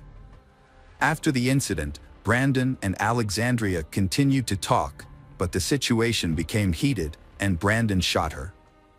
According to the defense, Brandon's actions were influenced by the combined effects of drugs and alcohol. The police and Alexandria's family saw the incident from a different perspective. They believed that Brandon killed Alexandria because he suspected she was pregnant, which he believed would ruin his life. To them, the murder appeared premeditated. Brandon agreed to a plea deal with state police on August 27, 2021, avoiding the death penalty. Under the deal, Brandon admitted to first-degree murder and received a life sentence without parole. Alexandria's loved ones attended the hearing. Brandon addressed Alexandria's family after the sentencing, expressing remorse for his actions and asking for their forgiveness. He acknowledged the great pain he had caused and hoped they could find forgiveness in their hearts. Although Alexandria's autopsy report showed that she was not pregnant at the time of her death, her mother, Cindy, believes that Alexandria was pregnant and lost the baby. Hello friends, welcome to our channel. Today we're going to take a look at another horrible case with you. The case of Katrina Ashley Edlund Smith. Katrina Ashley Edlund Smith. Born on July 16, 1982, Katrina is the youngest of Vicky's 3 children. She has 2 siblings, an older brother named Chad and a younger sister named Miranda. Katrina's parents separated when she was young, and she lived with her mother in Mason, Illinois, a suburb outside the city. Katrina is a kind, cheerful person who brings joy to those around her. She especially loves the holiday season and enjoys giving humorous gifts to friends and family. Katrina is a devoted church member, always willing to help those in need. Katrina was content with her life, and in her 20s, she met Todd Smith at a bar. Todd was not only charming but also successful. As a financial planner, he was able to run his own business from home. They found that they had a lot in common and their relationship blossomed. One thing that helped their relationship grow was Todd's flexible work schedule, which allowed them to travel extensively together. After 3 years of dating, Todd proposed to Katrina, and she happily accepted. The couple began planning their wedding, deciding to have an intimate ceremony at a local park. Katrina was thrilled at the prospect of their future together, especially since she had fallen in love with Todd's 3 daughters and was excited to be a part of their lives. Katrina's family, including her mother Vicky and siblings Chad and Miranda, found him to be trustworthy and personable. They believed that he would take good care of Katrina. After their marriage, Katrina and Todd began living together in Masney. On October 20, 2012, Katrina called her mother to say that she was house-sitting for a friend. During the conversation, Katrina mentioned that she would be coming to dinner on October 24th and that she had something to share with Vicky, leaving her mother wondering what it could be. Before the conversation ended, Vicky promised to make Katrina's favorite meal: chicken and dumplings, a promise she never kept. On October 23rd, Todd Smith called 911, reporting that his wife Katrina had disappeared. He had been trying to reach her for hours without success. He told police that she was house-sitting for a friend and that the house was empty when he arrived. When Katrina's sister and brother, Miranda and Chad, learned of her disappearance, they were worried. Chad, who was training with the U.S. Army in Oklahoma, immediately flew to Illinois to help find his sister. That night, a resident called police about an abandoned car near Rock River. After investigating, the police determined that the car belonged to Katrina. They could not find any signs of a fight or anything else that would indicate that she was missing. Vicky's worst fears were confirmed when she learned that Katrina's daughter's car had been found abandoned in a ditch on the side of the road in an unfamiliar area. The situation seemed ominous and Vicky could not shake the feeling that something terrible had happened to Katrina. If Katrina's car was in that area, then someone must have taken her and left the car there. After the discovery of the car, Katrina's case was officially declared a missing persons case and search efforts were intensified. At 11 p.m. on October 12, Todd was taken to the Winnebago County Sheriff's Department for questioning. During the interview, Todd told police that he last saw his wife, Katrina, on October 22. According to Todd, Katrina had come to their home for a short time to do laundry in preparation for a job interview the following day. While doing laundry, she went to the mall to buy groceries and returned home at 8:30 p.m. After returning home, she left again, as she was house-sitting for a friend, as she told Todd. After Katrina was reported missing, her husband Todd made a heartfelt public appeal, pleading for her safe return. Todd broke down in tears, begging anyone with information about Katrina's disappearance to come forward. Speaking to the media, he urged the public to share any information they had about her whereabouts. As the search for Katrina continued, police and volunteers formed search teams to comb the area. They focused their efforts near the park where Katrina's abandoned car was found, hoping to uncover evidence or clues. Upon arriving in Illinois after military training in Oklahoma, Katrina's brother Chad met a group of people at the park who were eager to help find Katrina. To facilitate the search effort, Chad used his military training to lead the volunteers. He carefully mapped the area, divided the volunteers into teams, and coordinated a thorough investigation. As part of this effort, police used trained dogs to join the search. Katrina's mother, Vicky, created missing person flyers and distributed them throughout town, placing them at gas stations, convenience stores, and lamp posts to notify as many people as possible of her daughter's disappearance. Despite her efforts, Vicky's emotional state due to grief and fear made it difficult for her to participate in the search. Chad, who had supported Todd throughout this time, encouraged him to focus on finding Katrina, reminding him that they needed to stay strong.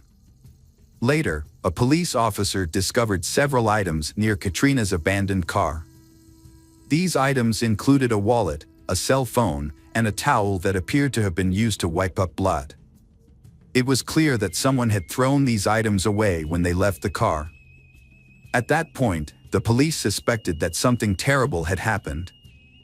The items discovered have been sent to the crime lab for further analysis, and police are anxiously awaiting the test results to shed further light on the investigation. During the investigation into Katrina's disappearance, police investigated her personal life for clues. They wanted to understand every aspect of her life by looking into her relationships, daily routine, and any potential involvement in activities such as gambling or drug use. To gather information, police interviewed Katrina's friends and family members. They all described Katrina as a kind and responsible person. Katrina's family and friends described her as a dedicated and hardworking person. They claimed that she never showed any signs of addiction or irresponsible behavior. Instead, they described her as a devoted wife and a woman of integrity. During the investigation into Katrina's disappearance, a local woman came forward with a useful piece of information. She claimed to have seen a blue car matching Katrina's parked on a bridge over the Rock River on the night she disappeared. The trunk was open, and someone was kneeling behind it, but the woman could not tell the person's gender or race, preventing her from providing further details. Police had to investigate possible motives and consider whether anyone, including those close to Katrina, wanted to harm her. Despite claims of a happy marriage, Todd became a target of interest, as police know that even seemingly happy relationships can harbor hidden conflicts or secrets. 3 days after searching for Katrina, police examined her cell phone at the crime lab and found vital information. The phone provided a wealth of data, including text messages, incoming and outgoing calls, photos, videos, and her GPS location. This information allowed police to reconstruct a clear picture of Katrina's activities. Notably, they discovered that she was having an affair with a coworker named Guy Gabriel. The relationship began when they met after work one evening. Initially getting along well, it eventually developed into a romantic relationship. A police background check on Guy revealed a troubled past. It revealed a history of domestic violence, and the police suspected him of being involved in Katrina's disappearance. Furthermore, the police discovered text messages sent by Guy to Katrina, pressuring her to leave her husband Todd for him. Guy then became the prime suspect in the case. The police suspected that Guy may have reacted violently after Katrina refused to leave her husband for him. The revelation of Katrina's affair shocked her family and friends, as they believed her marriage to Todd was perfect and happy. No one suspected that Katrina had been having an affair behind Todd's back. When Todd discovered the affair through the police investigation, he was devastated. The news of his wife's affair hit him hard, taking him completely by surprise. Guy was interviewed by police about Katrina's disappearance. During the interview, Guy appeared nervous and admitted to his affair with Katrina, but denied any involvement in her disappearance. He claimed to have been at work the night Katrina went missing. Further investigation uncovered a previous incident that occurred 2 weeks before Katrina went missing. It was reported that during lunchtime at the auto shop where Katrina and Guy worked, a black Volkswagen Jetta drove through the parking lot with the sunroof open. The driver, who was wearing a mask, handed out flyers through the sunroof. When employees read the flyers, they found a derogatory statement about Katrina and Guy's relationship. The car quickly sped away, leaving people wondering who the mysterious driver was. Police interviewed Katrina's hairdresser, who shared that Katrina felt threatened and wanted to buy a gun for self-defense. Katrina told her hairdresser that she suspected someone was following her. Police searched Katrina's car at the police garage for evidence. Using a chemical called luminol, which glows when it comes into contact with blood, they found a significant amount of blood in the trunk. On November 9th, 17 days after a firefighter in Rock River discovered a body, and the fire department was called to assist in recovering the body and pulling it from the water. After it was pulled from the water, it was determined that the body was that of a woman. However, because the body was so badly decomposed, identification was difficult. It was unclear whether the body was Katrina's. The body was then taken to the medical examiner's office, where an autopsy was performed to determine the cause of death. To confirm the identity, dental records were sent to a county specialist for analysis. The expert then compared the dental features of the body with those in Katrina's records, confirming that the body was Katrina. Katrina's autopsy revealed that her cause of death was blunt force trauma to the head. When her family learned that her body had been discovered, they were devastated. The heartbreaking news left them reeling, and it was difficult to accept the full extent of what had happened. Katrina's mother, Vicky, found the news difficult to accept, and the thought of her daughter suffering such a violent end was almost unbearable. Although Guy Gabriel is no longer a suspect, police have sought his perspective on who may have harmed Katrina. Guy reveals that Katrina had mentioned divorce. He believes that Todd's controlling nature may have escalated and led to the tragedy. As police dig deeper into Katrina and Todd's marriage, some disturbing facts come to light. Katrina had told several people that she wanted a divorce from Todd. In addition, police discovered that Katrina had met with a divorce attorney just 1 day before her disappearance. Contrary to what Katrina claimed, she was not house-sitting at a friend's apartment, but had actually moved out after her split from Todd. Based on the information gathered and interviews conducted, police began to suspect that Todd was behind the mysterious incident at Katrina's workplace. Suspicions were heightened when police discovered that Todd had recently driven a car matching the make and color of the one involved in Katrina's murder, a black VW Jetta. Todd was believed to have been test driving the car at the time of the murder. When police told Katrina's family that Todd was the prime suspect in her case, and that he had been arrested, they were shocked and in disbelief. The family had loved and respected Todd as a member of the family, and the news was devastating. Katrina's mother, Vicky, was devastated by the news. The thought that her son-in-law could commit such a heinous crime made her sick. She had always trusted Todd and could not imagine that he would commit such a terrible act. The possibility that Todd was responsible for her daughter's murder never crossed her mind. The police discovered that Todd's investment company was in legal trouble and he was no longer working. As a result, Katrina was the family's sole source of income. Based on this information, the police suspected that if Katrina left Todd, she would take the money with her.